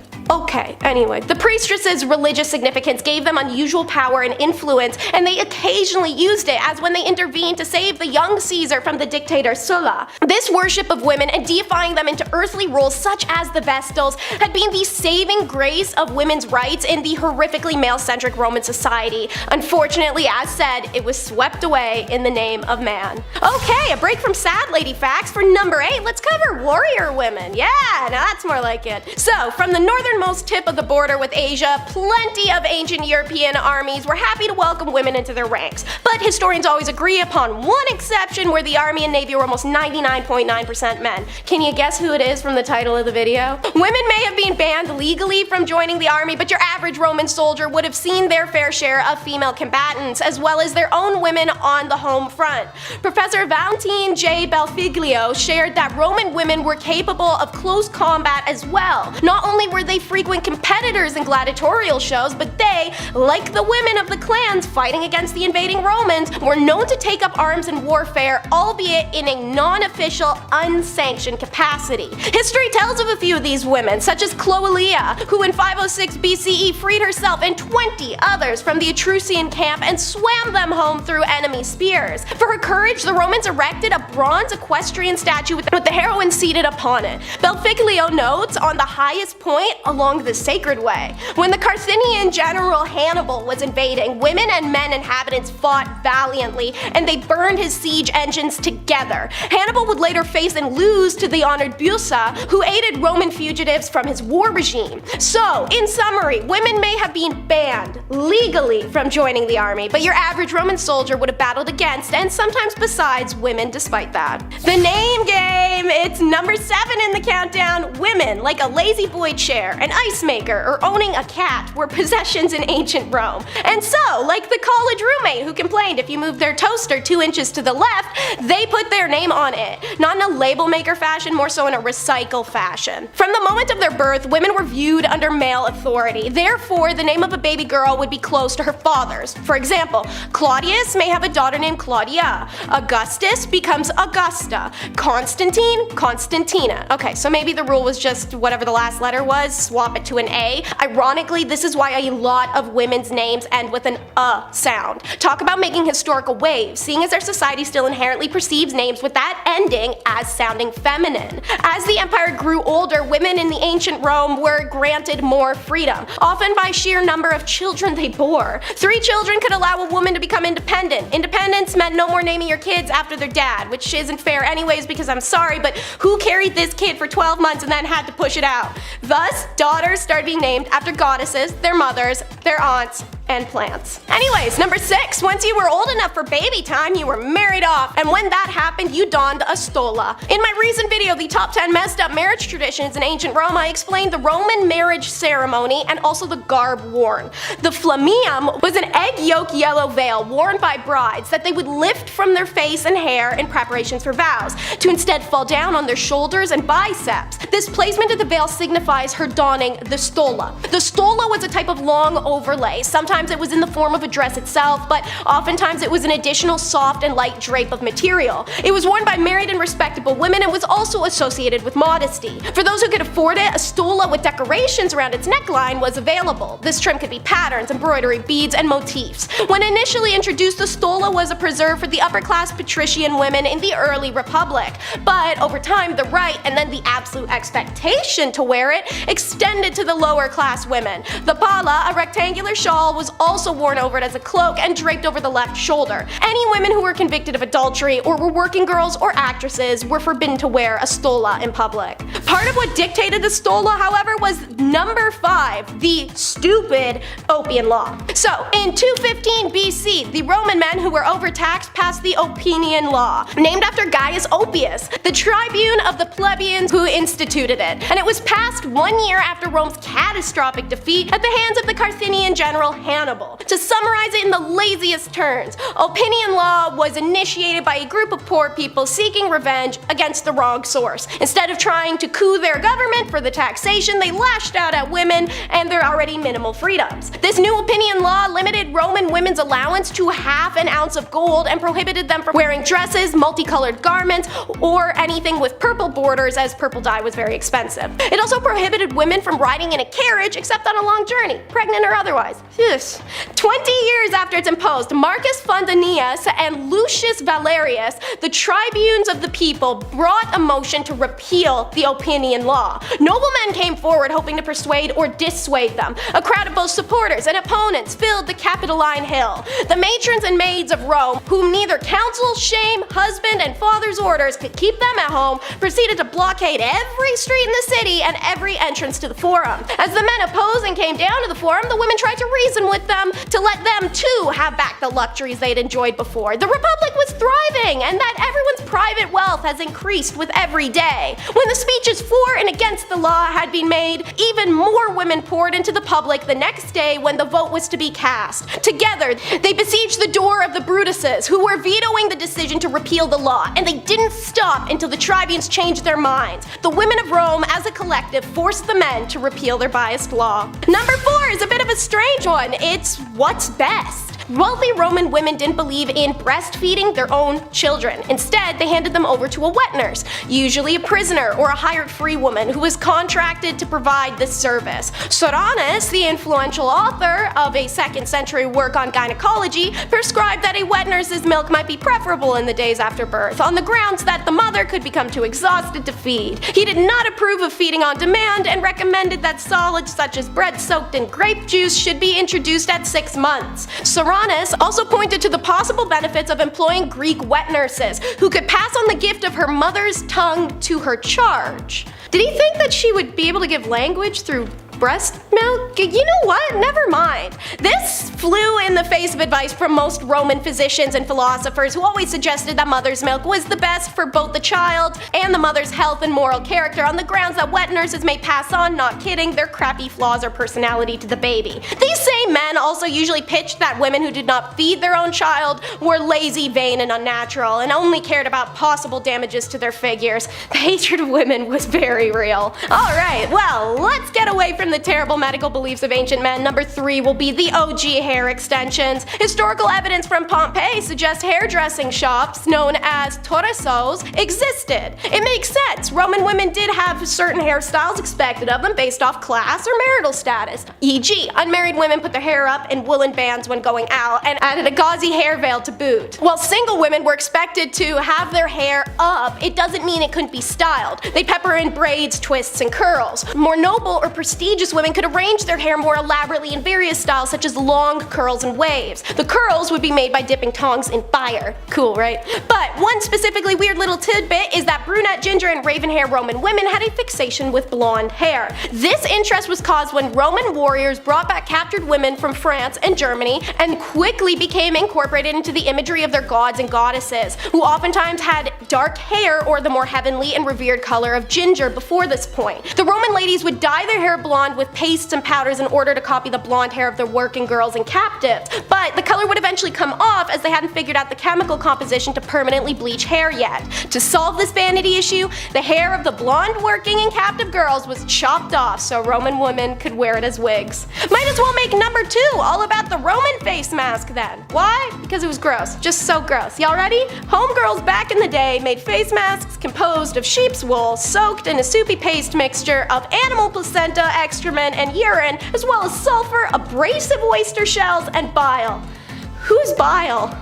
God, okay. And this is before you'd whiten your skin, another trend started by the arrival of the pale French and German captive girls. They did this with lead, dung, and whatever marl is. Want to reduce wrinkles? Get out of Canada, or anywhere under the crown, because the Roman women would kill swans, which is a crime under British rule, and use their fat. This was all part of Mundus Muliebris, which translated it means women's world, a reference to women's fineries in the ancient Roman world. This would include face and skin care, but also dresses, jewelry, hair care, all described in Latin literature by the famed Cicero, who noted it alongside Mundi Omatam, aka the ordered beauty of the world, and Kale Omatas, celestial adornment. See, there's some non-deprecating writing on Roman ladies. Good job making it over to the very low bar there, Cicero. Seneca, not so much. The depressing dude was quick to blasphemize makeup and say it led to the decline of Rome. And of course, for number 1, we will visit Sappho on Lesbos Island. The Greek poet Sappho, who lived from 630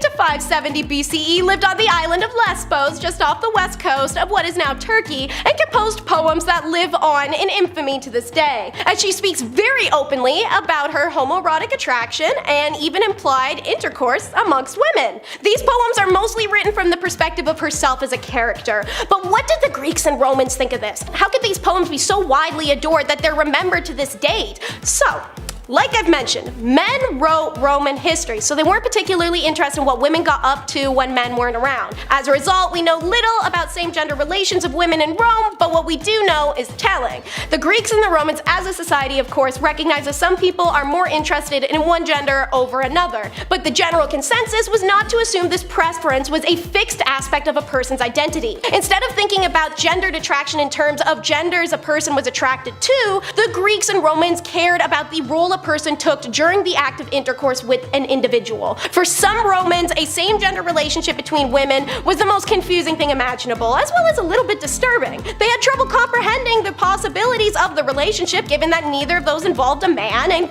could naturally take the male role. Layman's terms, these empires believed the act of intercourse was a free adult man proving his masculinity by dominating the territory of an inferior person. If there was no man involved, then there was no real intercourse happening. Therefore, Therefore, women having relations, let alone extramarital affairs with one another, wasn't something men needed to worry about. Punishment number 10 is ash bath. Just saying medieval times doesn't actually mean much. Every empire and kingdom had its own respective medieval time at different times than one another. So, Persia spanned from the 6th century to the 15th century, during which time they concocted some truly heinous punishments for those who did wrong, or at least those who did wrong in the eyes of whatever crazy leader was in charge at the time. Setting the stage for long-suffering death everywhere, Persia introduced such styles as forcing people to drink molten gold, tearing people apart with trees, and drowning them in ash. This punishment was one of the worst deaths you could receive, reserved for the worst criminals and those guilty of high treason or offenses against the gods, and it was horrifying. It consisted of throwing a victim into a 75-foot tower filled with ashes.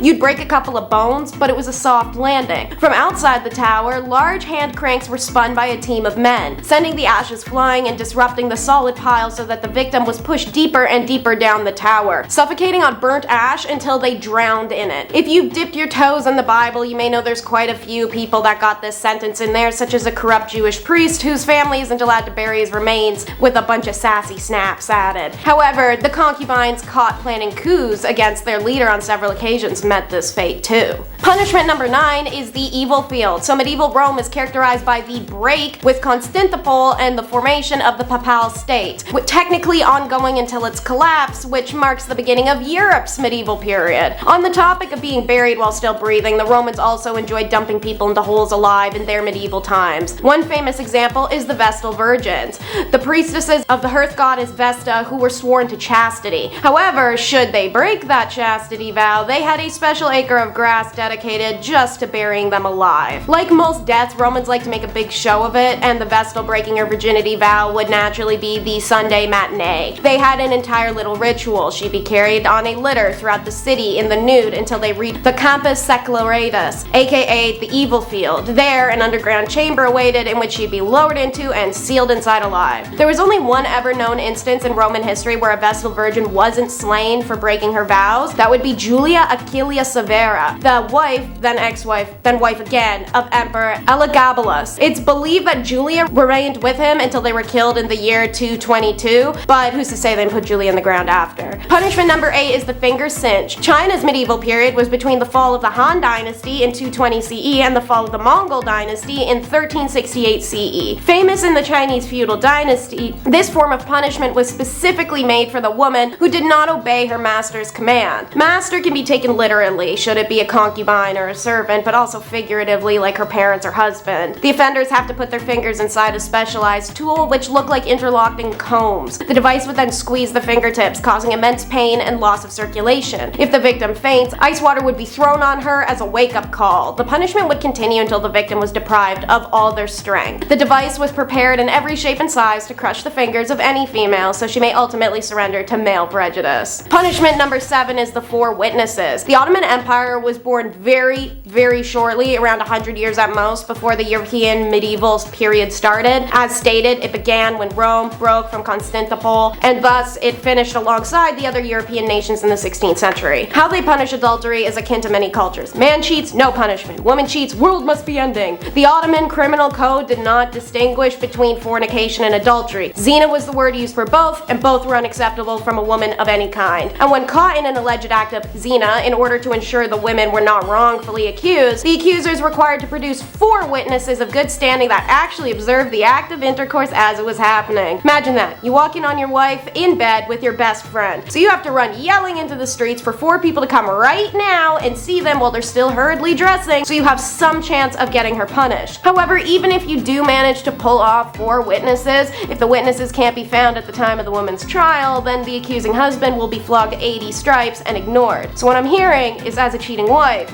you could essentially make the little problem go away if these 4 witnesses were to, I don't know, just casually disappear before the court date. However, on a terrifying note, the husband's second option when calling the 4 witnesses to his house is taking justice into his own hands. He can actually just kill his wife on the spot and face no punishment, nor require going to court, even if the witnesses didn't see the wife cheating beforehand. Punishment number 6 is marks and tattoos. European medieval period started with the fall of Rome in 476 AD and extended to roughly 1450. Meanwhile, a fun fact, the the Americas never experienced a medieval period because a feudal system was never actually established in that hemisphere. In Nathaniel Hawthorne's The Scarlet Letter, protagonist Hester Prynne is marked with a red A to see her as an adulterer. This was practiced in a few regions of medieval Europe, such as Spain, France, even Britain. However, it was reserved for working girls and their keepers and continued well out of the medieval period until the Ancien regime. Women who committed the crime of Puritanism were branded with hot iron to show the world how frivolous they are.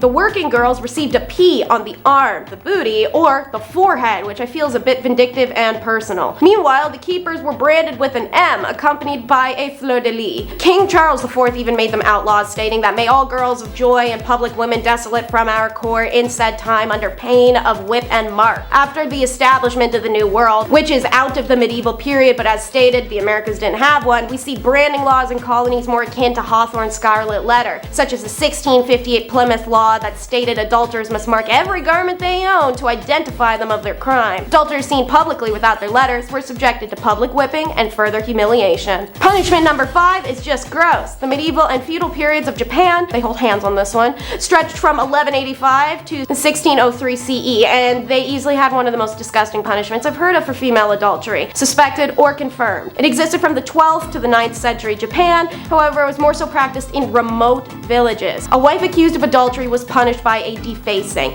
and this defacing was done by seed, exactly the type of seed you're thinking, so I'm going to be talking around the subject due to a graphic nature. If a husband suspected that his wife had been unfaithful, he and his friends would take her to a remote area where she'd be restrained, and the men would take turns standing above her and deface her. When the adultery isn't suspected but actually caught and confirmed, the adulteress would be led through the village naked before tied up in the center on her knees. Paper screens would be set up around her so that the men in the village who were urged to participate in this horrific act of public shaming may have privacy while they deface her. The screens only protected the men from indecency. The adulteress would remain exposed for the public to see what was happening to her. Punishment number 4 is working girl. Hard to follow up that last one with anything worse or more gross, but the medieval Japan had an eye for an eye judicial system that balanced crime and punishment. Japan had no gender bias, and crimes done by women were not punished lightly, the way counterparts in Europe or China would have. Equal punishments were imposed for the same crime no matter the gender. So it's a bit strange that arsonists would be burnt at the stake, thieves have their hands cut off, liars lost their tongues and ears, but women committed a petty crime and was sentenced to work time duration as a working girl, which arguably is not even close to payment in kind. Additionally, a woman could have her head shaved as punishment for her crime. In larger empires, this was often the punishment for adultery, which is far better off than the one in the villages. The husband would also be granted an automatic divorce from his now bald and weepy ex-wife. Since punishment was equal, a man got his head shaved too, had to repay dowry, and get publicly shamed, right?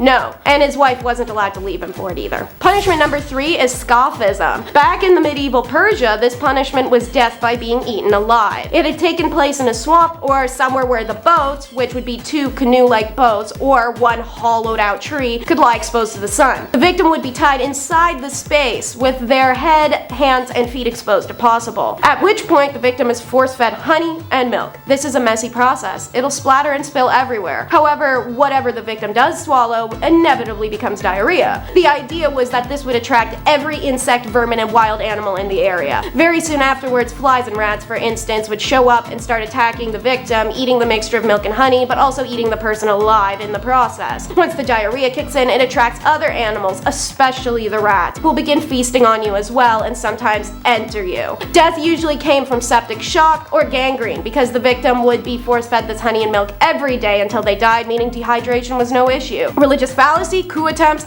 and adultery were all punished in this horrific manner, and many women suffered this end. Punishment number 2 is wooden horse. This device was used in Europe and Japan in the 14th to 18th centuries, making it predominant in medieval Europe. Initially, the horse was used on women accused of heresy and witchcraft. The Spanish particularly loved this crude device, and they invented it. Sometimes they even styled it to look like a horse. Its back was a triangular wedge women were forced to sit on as weights around their ankles dragged them and and their rear and hoo-ha area down on the sharpened wedge. It was covered in part 1 of this video. In Japan, however, they added another particularly horrific element that was not meant to just cause some external tears and pelvic fractures the way the Europeans did, rather cause mass hemorrhaging and death. The concept is the same, wooden horse with a wedge that you'd be forced to straddle while your legs are pulled down. However, the Japanese added an appendage-like structure on the horse's back, which the woman was forced to sit on. The appendage was studded with iron nails and could be rotated via a hand crank from beneath. Naturally, this would cause almost immediate heavy bleeding and internal damage before the crank was even turned. Many would die miserably and quickly, whereas the ones who somehow survived often only did with paralysis. This form of punishment was served on basic offenses, such as adultery or unpleasing her husband. Punishment number 1 is the chest tax. Imagine taxing someone for what's on their chest. Now imagine taxing someone for what's on their chest and for them trying to cover it. Over in India, this was a reality imposed by the king of the erstwhile state of Travancore, one of the 550 princely states that existed in British-ruled India. The chest tax was imposed on lower-class women if they covered their chest in public, and it was to discourage them from doing so. The purpose of this tax was to maintain caste structure, said Dr. Shiva K.M., an associate professor of gender ecology. Social customs on clothing were tailored to a person's caste status, which meant that they could be identified by merely how they dressed. The village legend of Nangali is about a woman who supposedly cut off her girls in an effort to protest against the caste-based chest tax. Nangali belonged to the Abhava caste. Her community was required to pay the tax alongside many other lower castes, but villagers say she decided to protest by covering her chest without paying the chest tax. When the tax inspector heard she was refusing to pay the tax, he went to her house to ask her to stop breaking the law. She still refused and instead cut her girls off her chest in protest instead and presented them to the tax collector in a plantain leaf. According to the local villagers, Nangali died of excessive blood loss while her distraught husband took his life by jumping on her funeral pyre. Her act was selfless and a sacrifice that benefited all the women of Travancore and ultimately forced the king to roll back the chest tax. The chest tax caught wider attention in 2016 when BBC reported Divya Arya reported on a series of paintings by artist Murali T, a far distant relative on the legend of Nangali. He was so moved by the story and the absence of any visual documentation, he decided to paint a likeness of the act she brought upon herself. I did not want it to depict it as a bloody event. Instead, my aim was to glorify her act as an inspiration to humanity, a representation of what would command respect. In at number 10 is jewelry making. Egyptians saw deep spiritual significance in their jewelry, but also had a love of aesthetics. And those two things combined to create some of the most unique and lavish jewelry found in history. Worn to ward off spirits, protect health, bring good luck, and more, there were even certain colors and designs that were associated to certain gods and powers. And so, Egyptian jewelers followed very strict rules regarding the mystical aspects of their jewelry creations. While a woman usually would not be a metal worker in Egyptian society, it was very common for her to be making jewelry. The tools were smaller and the process required less heat and thus less danger for her. Metalwork techniques included precious metal sheets that were cut and shaped, notched together. Wire work was accomplished through strip twisting. Pieces could be held together with this wire stripping system or crimping techniques. These strips were also how link chains were accomplished, as well as the securing of beads or the backs of earrings. For jewelry designed exclusively for burial, the metal was often quite thin, as the jewelry of the deceased was not subjected to the wares of everyday life. Precious stones, ivory, real flowers, and shells were all common ornaments, as was name engravements, but it was more common with royalty. Jewelry makers were women of high status due to these contributions and the revelry jewelry held in ancient Egypt. For number 9,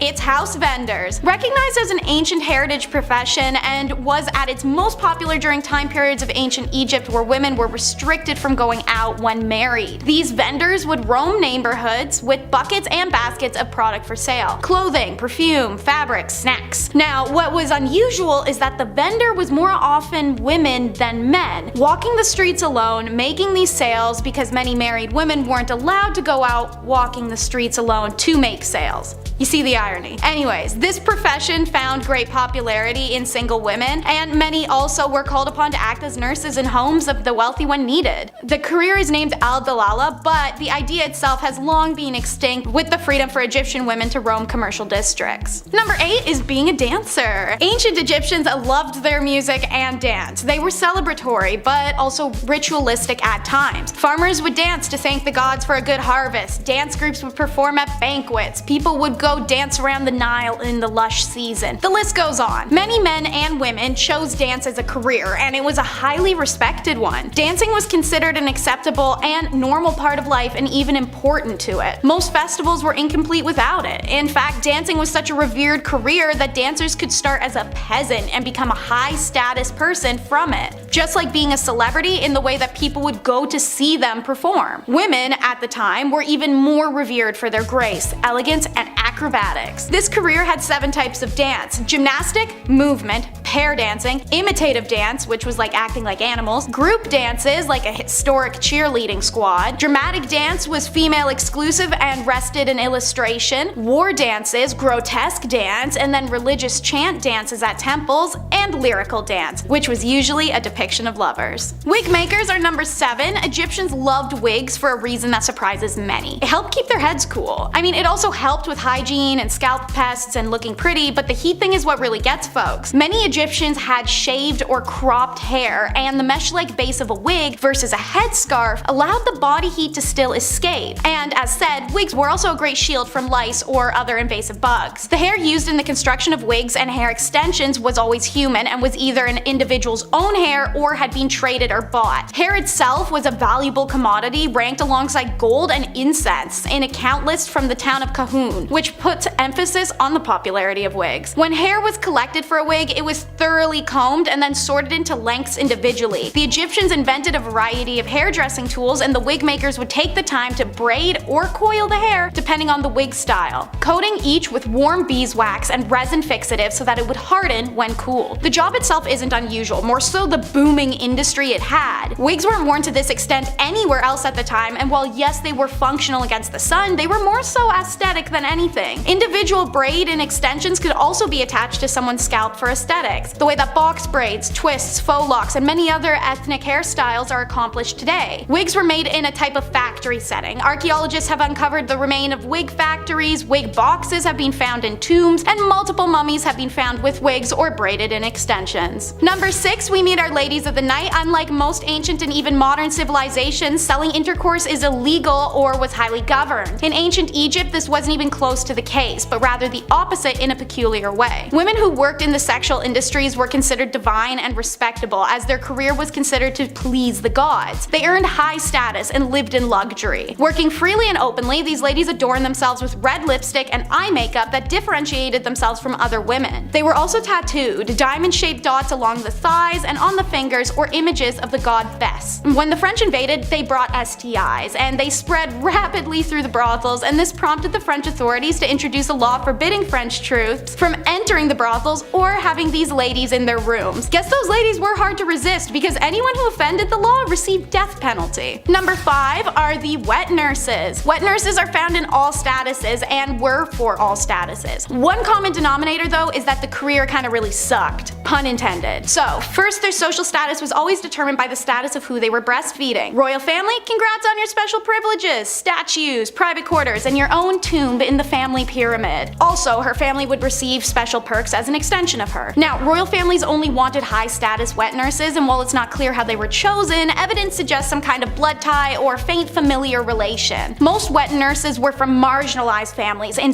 lower socioeconomic statuses and worked under conditions and pre-definitive wages. Wet nurse requirements for any status were intense. She'd have to have given birth at least twice, have a large but healthy body due to the belief that large bodies were more nourishing. Despite that, her breasts should be medium. Too small, not enough food. Too big, the baby's spoiled. child. In addition to all of these prerequisites, the wet nurse should be sweet-tempered, affectionate, and responsive to her charge. She should also abstain from intercourse because it could reduce her affection towards a child, and they also said no alcohol. A good call, knowing what we know now. Wet nurses were women exploited for the products of their bodies. As slaves, they were coerced for their milk. As lower social status women, they were employed for their bodies to enhance their inadequate domestic status. Even her own household suffered physically and monetarily if a wet nurse defaulted or failed a contract. On the same page, surrogates are number 4. This is a widespread practice in Egypt. The first story of surrogacy found in Genesis 16 of the Bible was the story of infertile Sarah having Egyptian Hagar carry her child for her and her husband Abraham. Even Egyptian pharaohs had used concubines to produce heirs. They often married their sisters or aunts, and children born of these marriages were most of the time not in great or functional health and wouldn't survive. Any child born of a concubine for a pharaoh was accepted as his lawful offspring. Now, they were quite limited in their rights, and they could only inherit the throne in case of the absence of another more entitled heir. Surrogates experienced similar contracts and status leveling as wet nurses. They were desired to be mothers already, have a bigger, healthier body, and naturally beauty was a desired element as well. Women of low status who made a career of surrogacy often died in childbirth or from hemorrhages due to the repetitive birthing process, but for some, it was the only career they could have. Priestess is number 3, and so while it was a male-dominated field, many women were employed as a priestess or a high priestess at the temples around Egypt. Mostly from upper status, many were married to the priests, which they owed their position in society. Despite this, they played roles in the temple rituals, such as servicing goddesses Hathor, Neith, and Pakhet, or working as dancers, musicians, singers, and acrobats in the temple. The most important priestess was known as the god's wife Amun. This woman was usually the daughter of the pharaoh or sometimes his wife. She usually held a very high position in court and performed important rituals to honor the god Amun. The priestess was in charge of managing the gods' affairs, attending to ritual dances and performances, shaking their rattles and rattling their necklaces, which were long and heavily beaded objects. By the beginning of the New Kingdom in 1550, the title Chantress of Amun was used, and it was usually the wives of the priests who gained these elevated positions as well. The concept of a woman as a priest was unheard of in many kingdoms. A high priestess and the reverence and traditions of female gods being led by women were unusual to outsiders of Egypt, who oftentimes restricted most priestly activities to just men. Number 2 is professional mourners. Okay, so here's a weird one. Professional or paid mourning is an occupation not only found in Egypt, but in China, the Mediterranean, and Eastern Europe. This practice is literally paying a stranger to attend a funeral to lament, deliver a eulogy, help comfort the family, entertain, or lay on the ground wailing. There's some range here, depends on what kind of funeral you want to have. These paid mourners made ostentatious displays, messy hair and smudged makeup, wailing, pounding on the ground or their chests, throwing themselves about as they smeared dirt and sand all over their body while they screamed. It's a full spectacle. Now, another depiction of the paid mourners in Egypt is a little more chill. 2 women impersonating the goddesses Isis and Nephthys. They were believed to play a special role in someone's death. Most inscriptions of a funeral where they are present as paid mourners, they are on each side of the corpse and their bodies are fully shaved. These women also had to be childless and have a tattoo of either Isis or Nephthys' name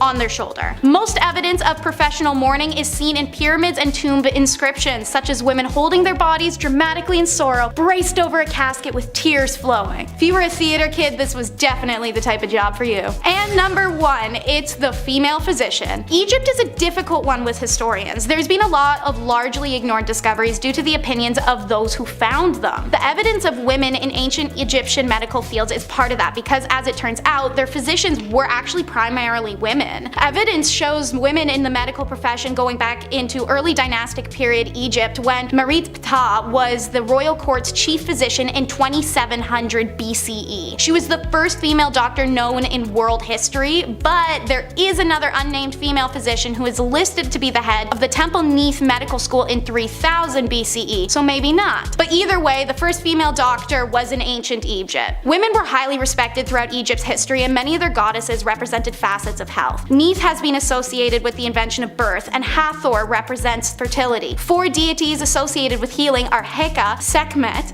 Serket, and Nefertum, which are all female. So, bizarre claims you may have heard that no women are involved in Egyptian medicine don't accord with the values of their civilization, which were incredibly equitable. By this reasoning, there were no women involved in anything of note anywhere in the world until the modern era, because history books make no mention of their contributions. But it's all up to say. Number 10, Queen Victoria.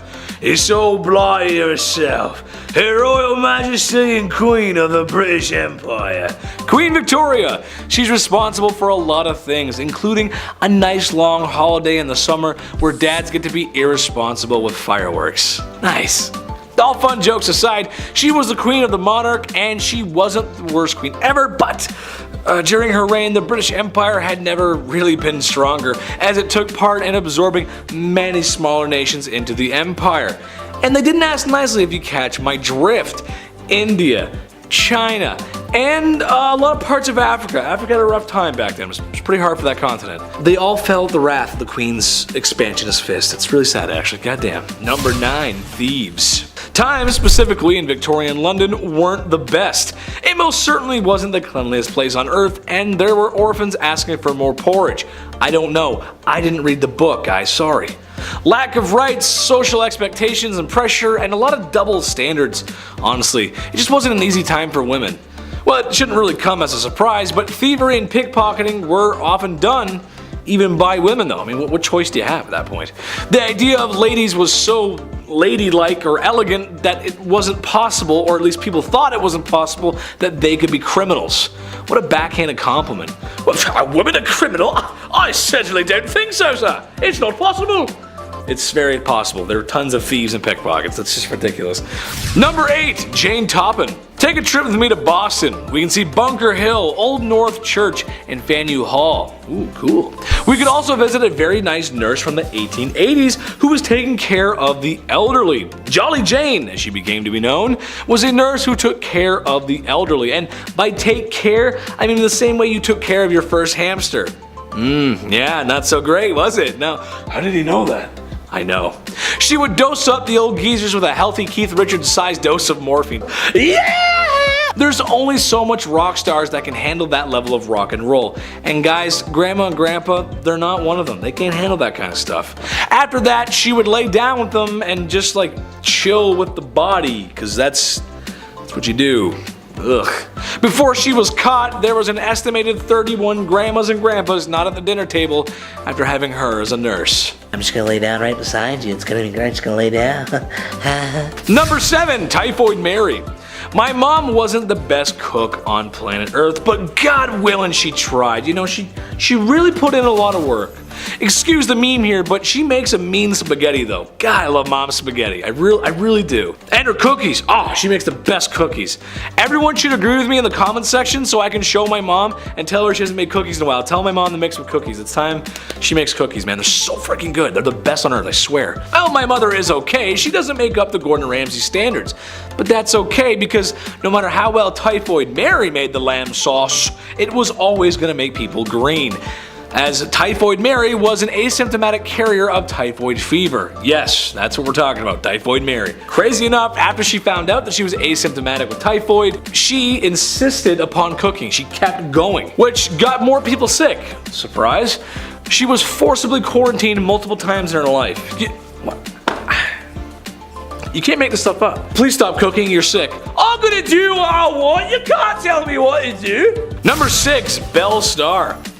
You know, for those who enjoy adult entertainment, her name kind of sounds like it came from there, right? Anyway, she was a cowgirl and outlaw in the 1880s and in the Lone Star State. She was married to an Indian, and oftentimes as a couple would offer help to other outlaws needing refuge at their ranch. In 1883, her and her husband were caught trying to steal a horse. Very RDR of them. And spent time in the old slammer.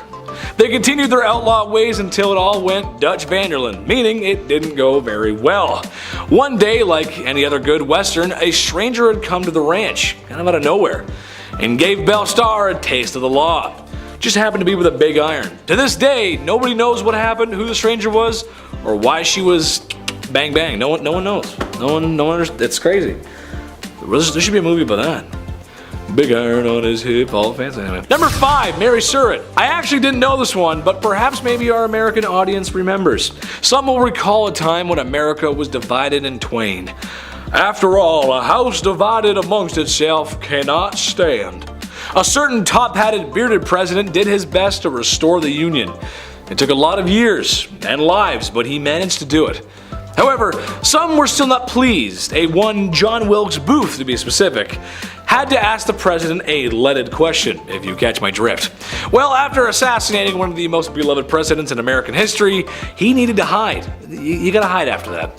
And Mary Surratt was the woman who'd let him hide. So I think aiding and abetting, as well as harboring the most wanted man in America at the time, counts as scandalous. She also had some other anti-union behavior as well. That's not good. Naughty, naughty, not very nice. Number 4, Lizzie Borden. Lizzie Borden took an axe, gave her mother 40 whacks. When she saw what she had done, she gave her father 41. Isn't that nice?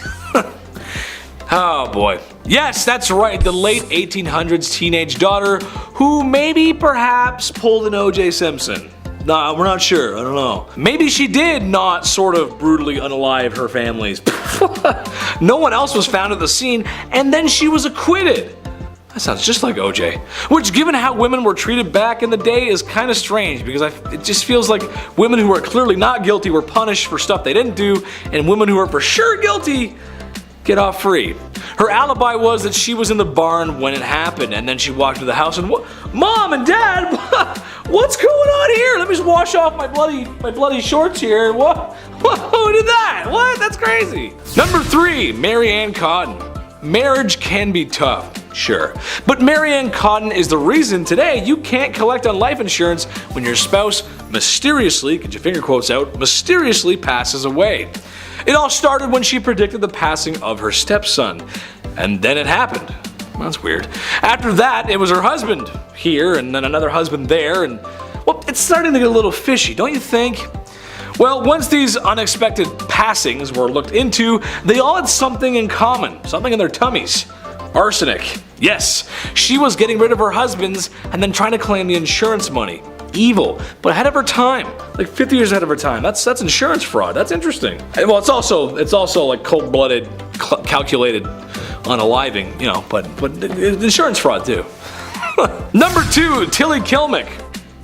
Okay, how about a literal psychic who knew when all of our late husbands were going to pass? In the late Victorian era, Tilly Kilmick was first found predicting the passing of scruffy wild dogs in the ghettos of Chicago. It's kind of a weird thing to say, like, yeah, see that dog? That dog's not gonna make it. The dog? No, he's not gonna make it. Anyway, somehow she always knew when they were going to expire. Then it was her late husband of 29 years. That's kind of strange, 29 years and he ends up, that's weird. After cashing the insurance money, which she got immediately, she started dating immediately, where oblivious man after man kept passing, and very shortly after she married more and more. Well, she was a regular Mary Ann Cotton to say the least, as she too was using arsenic on her husbands to collect insurance money. She eventually was arrested, and her stipulation for being in prison was that she was not allowed to cook for anyone. I think that's fair. That's good. Don't let her cook. That's a good idea. Number 1, ladies of the evening. Love them, hate them, or spend a lot of money on them in Vegas. That's Las Vegas, baby. The era was defined by them, especially in London. Whoo, baby. I mean, at night you really couldn't walk anywhere without a fair lass daintily waving her hand in hopes of luring in a customer, which wasn't really an issue given that bedroom-related sicknesses were at an all-time high. Syphilis specifically had shockingly high percentage of the population and would make you think twice. Well, it would make us think twice, it would make me think twice, but people back then, they kind of just went for it. Right, is something wrong with you, love? I don't care, let's go anyway. So, in at number 10, we have witch marking. I'm trying to avoid some things we've already covered in similar videos, so while we've discussed witches, let's talk about witch marks. So during the English and Scottish witch hunt days, there was a belief that witches always had a natural skin mark. This could be a mole, or a scar, or a pock mark, or even a really bad zit. So when they came across a woman whom they thought were a witch, but she didn't have any of those markers, that was the end of it, right? She isn't a witch? Well, no, they gave her a skin mark instead. head, specifically by using a pricking needle which the witch hunters would carry. These needles repeatedly pricked the flesh of the accused until it produced the result that wouldn't bleed but was insensitive to pain, which fulfilled the criteria of a witch's mark. It's a subtle punishment for something that they were yet to be accused of, because by giving them the mark, they could now accuse them. These witch hunt days were a whole mess. Number 9 is marking your territory. Not in a cool, sexy, I got a tattoo way, more in a Scarlet Letter kind of way. As you'll learn in this video, a woman who cheated or even was single and just engaged in intercourse of her own free will could be classified as a sinful adulterer and cheater and be punished, usually a lot worse than a man. So when Nathaniel Hawthorne wrote The Scarlet Letter, he took inspiration from real life events. The letter, which for the character Hester Prynne was just a red A, was usually the letters AD, which stands for adultery, as outlined by the Plymouth Colony Law in 1658. Multiple accounts across Europe verify that someone who was being marked was to be seen out in public without it, could be subject to public whipping and other public humiliations that ensured a person's social alienation. Like in The Scarlet Letter, when Puritan minister Arthur refuses to admit his sinful side of the act with Hester, he's branded with an A in his chest. In a man's case, while this was of course painful, it was allowed to be hidden. He also didn't have to face the societal consequences the way any woman would have. For number 8, we travel to discuss status degradation. While it still persists today, not everyone knows what it means. So essentially, you do something wrong, oopsies, you lose some of your basic human rights. You could steal something, have relations out of wedlock, cheat on your partner, miss some work. Every empire that has used this tactic has had a variety of ways that you could mess up and receive this punishment. Naturally, in times where a woman was property and couldn't buy things, own things, or do things, or breathe without having a man side-eye her for it, this was a monumental punishment to receive. Under the Roman Empire Augustus, who reigned from 27 BCE to 14 CE, a woman guilty of adultery could lose several rights as a citizen and suffer a financial burden. Noblewomen in the Kingdom of Korea during the Chosun dynasty faced a similar degradation of their societal status if they were found guilty of remarrying as a widow. This intentionally made it hard for Korean women to remarry, as they would have nothing to offer a new husband, no inherited lands or funds, and a societal belief deemed her as used goods. Even the descendants of widows at the time who had remarried faced status degradation. They were barred from ever holding office. Adulteresses in the Chosun were stripped of many of their rights and privileges once they were demoted to low-born statuses. As serious as these punishments may seem, some high-status women who committed adultery in the Chosun dynasty faced an even graver punishment, which was death. So why take someone's status from them as a criminal punishment? Well, because aside from the fact as a woman you'd essentially be left jobless, homeless, and without any family, it's because of a cheater's fama. Number 7. While fama is a Latin term for reputation and good name, every country had its own version of this fama. And if you cheated, or were even just accused of cheating in 13th century France, which by the way happened a lot because husbands just want to get rid of their wives, the woman was always the center of the punishment, even if that was the man who had been cheating. This is because the status is all a woman ever had for a very long time, and the name of her family's reputation laid on her shoulders. Thus, all that pressure to be religious, virtuous, and most importantly, a submissive woman. The customary laws of Agan province list public humiliation for both the wife and her lover as the appropriate punishment for adultery. If the man could escape before or even after arrest, he could get off without any punishment, and his partner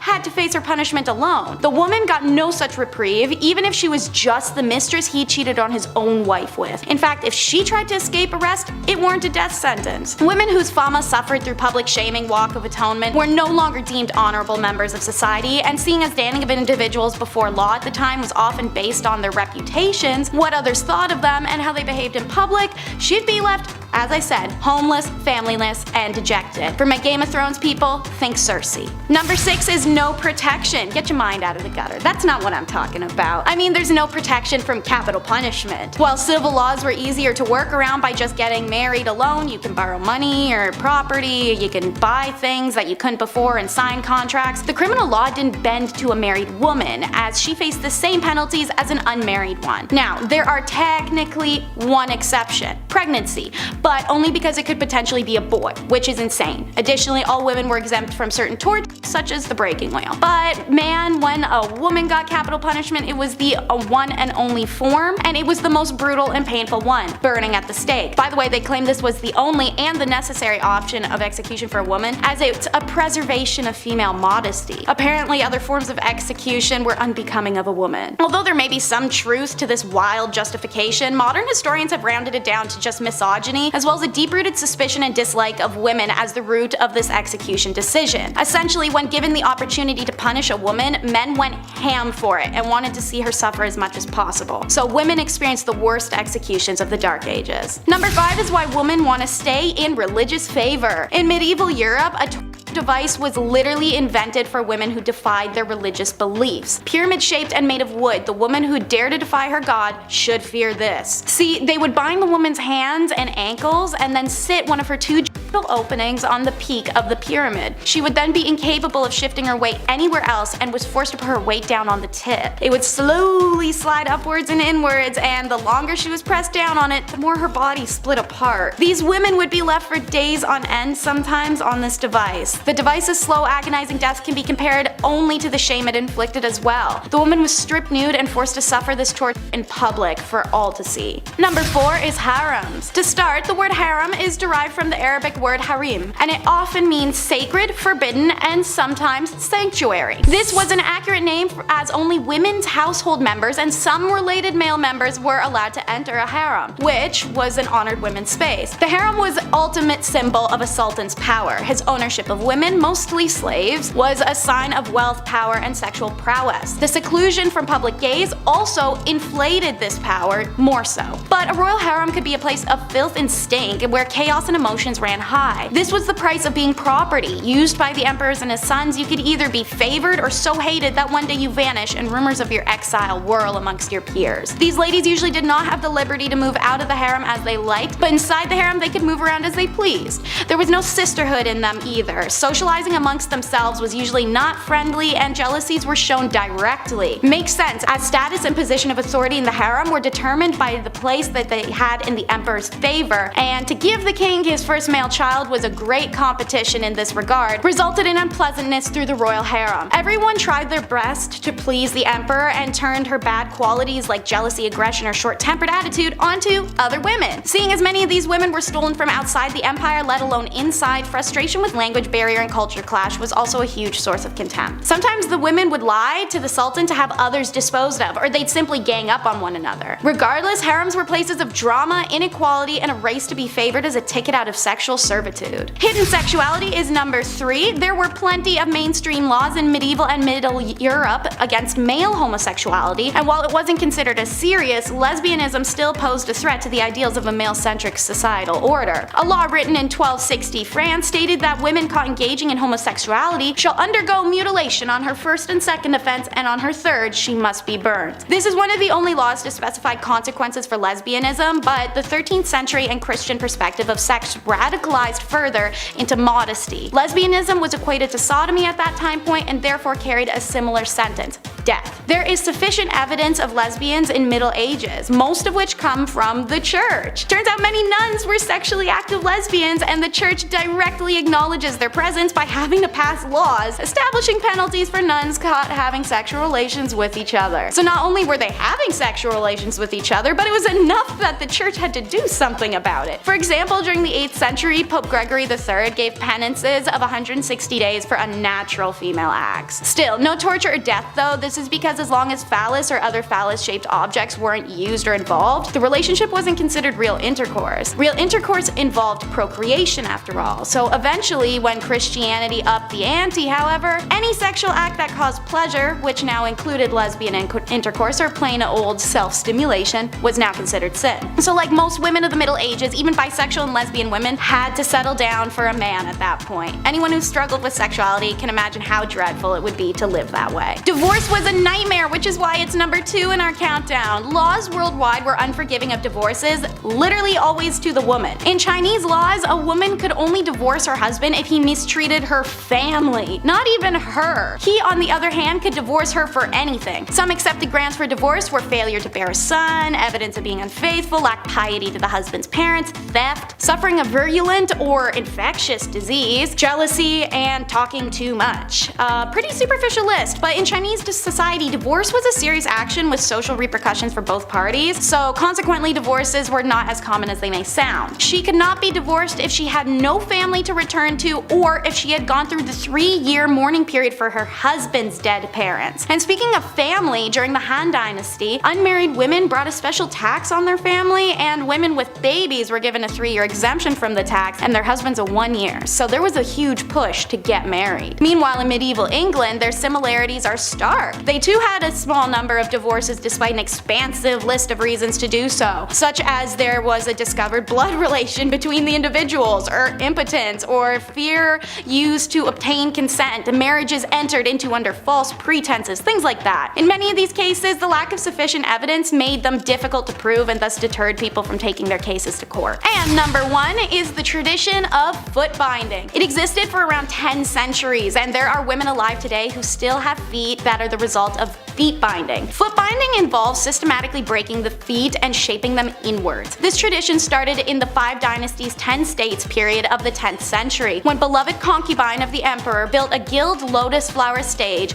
and performed a dance on bound hoof-shaped feet. Being a beloved concubine, the other concubines of the emperor attempted to imitate her feet to curry his favor. So, foot binding began within the royal court and spread through China as the next fashion fad. It's done in a ritualistic ceremony accompanied by a variety of traditions to ward off any bad luck. They began by tucking the toes under the feet and using a long, tight ribbon wrapped up to the ankle to hold it all in place. Anytime the foot grew, they broke it inwards more, a process usually taking 2 to 3 years. The foot would remain bound for the rest of a woman's life. There is a whole list of issues this caused. Outside of extreme agony and being a handicap, it caused some women pain for the rest of their life. Their walk was changed, as was their posture, and the idealism of a slim body to lighten the pressure on one's feet was all the rage. The binding of feet actually caused the women to develop strong muscles in their hips, thighs, and buttocks, so much that the characteristics were considered physically attractive to Chinese men of the area, aka the girlies were thick. When colonization came to China, Western women boycotted foot binding, going as far as to catch women with bound feet and cut off their bindings. A humiliation because these women would never ever show their bare feet to anyone, let alone even husbands. And many of these women lost their husbands when the Western boycott worked. A lot of girls who had had their feet bound in order to become marriageable suddenly found themselves abandoned by their husbands because foot binding was no longer fashionable at all. Number 10. Farming.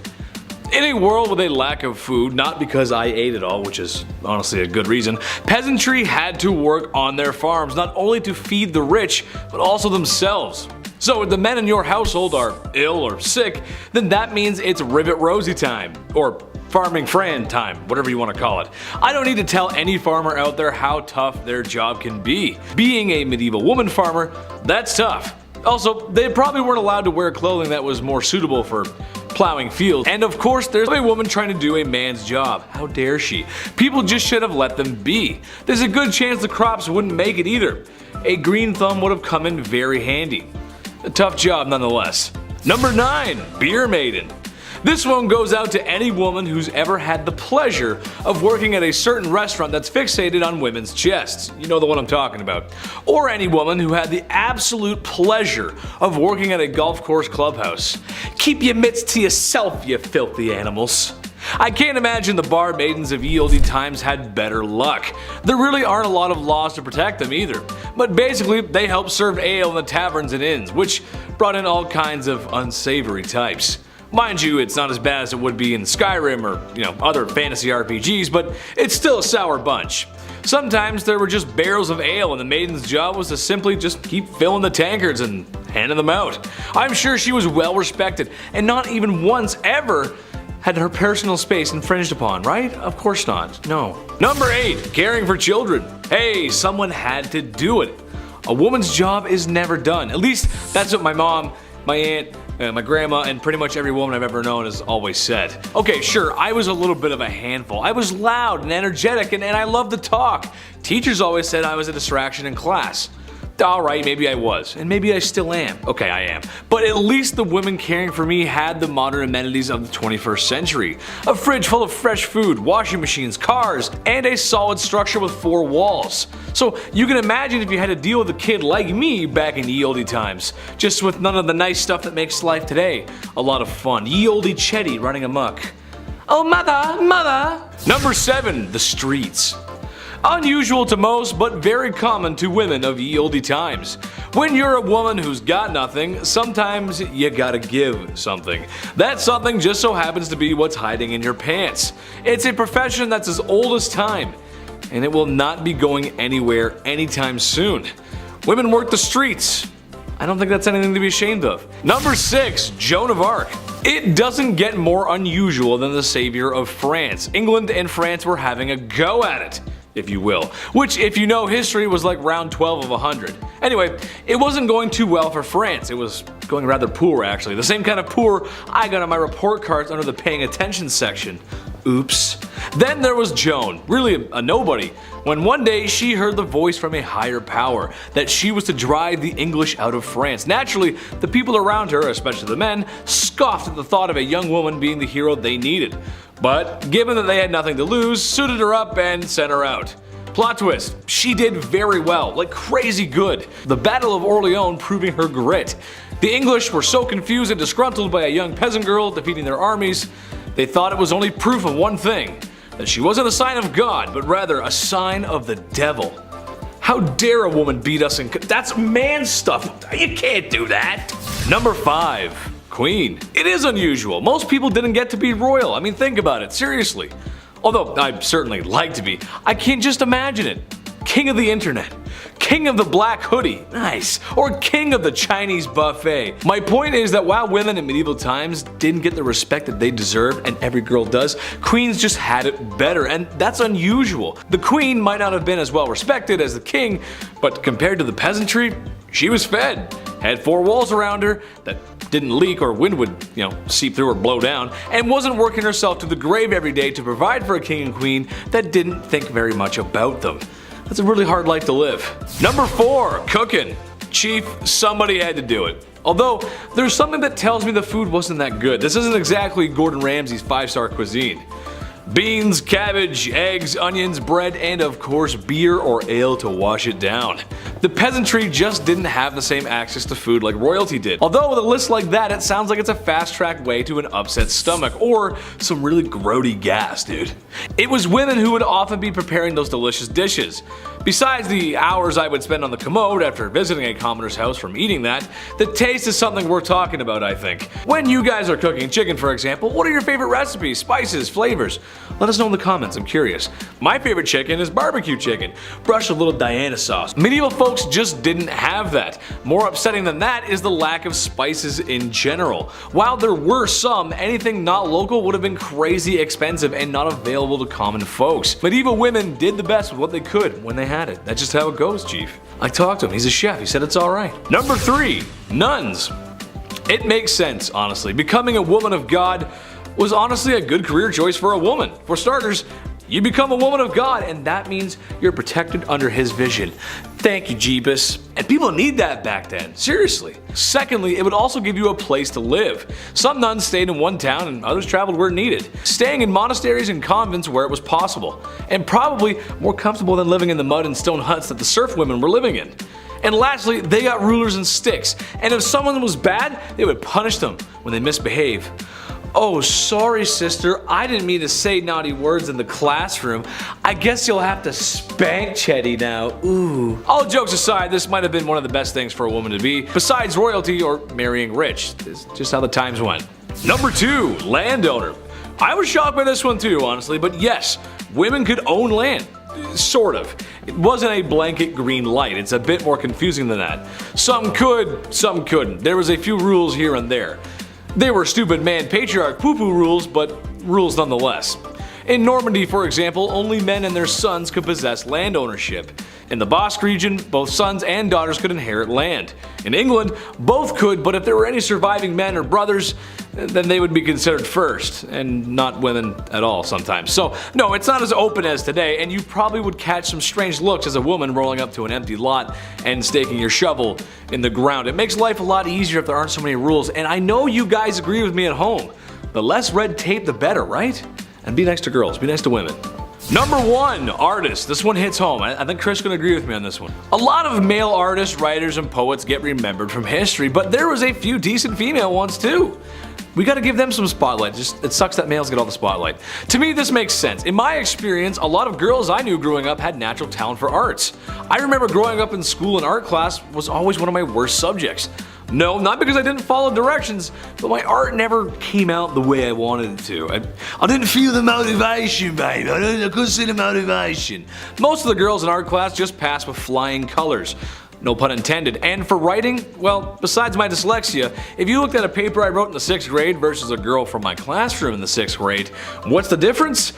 Well, you can actually read hers.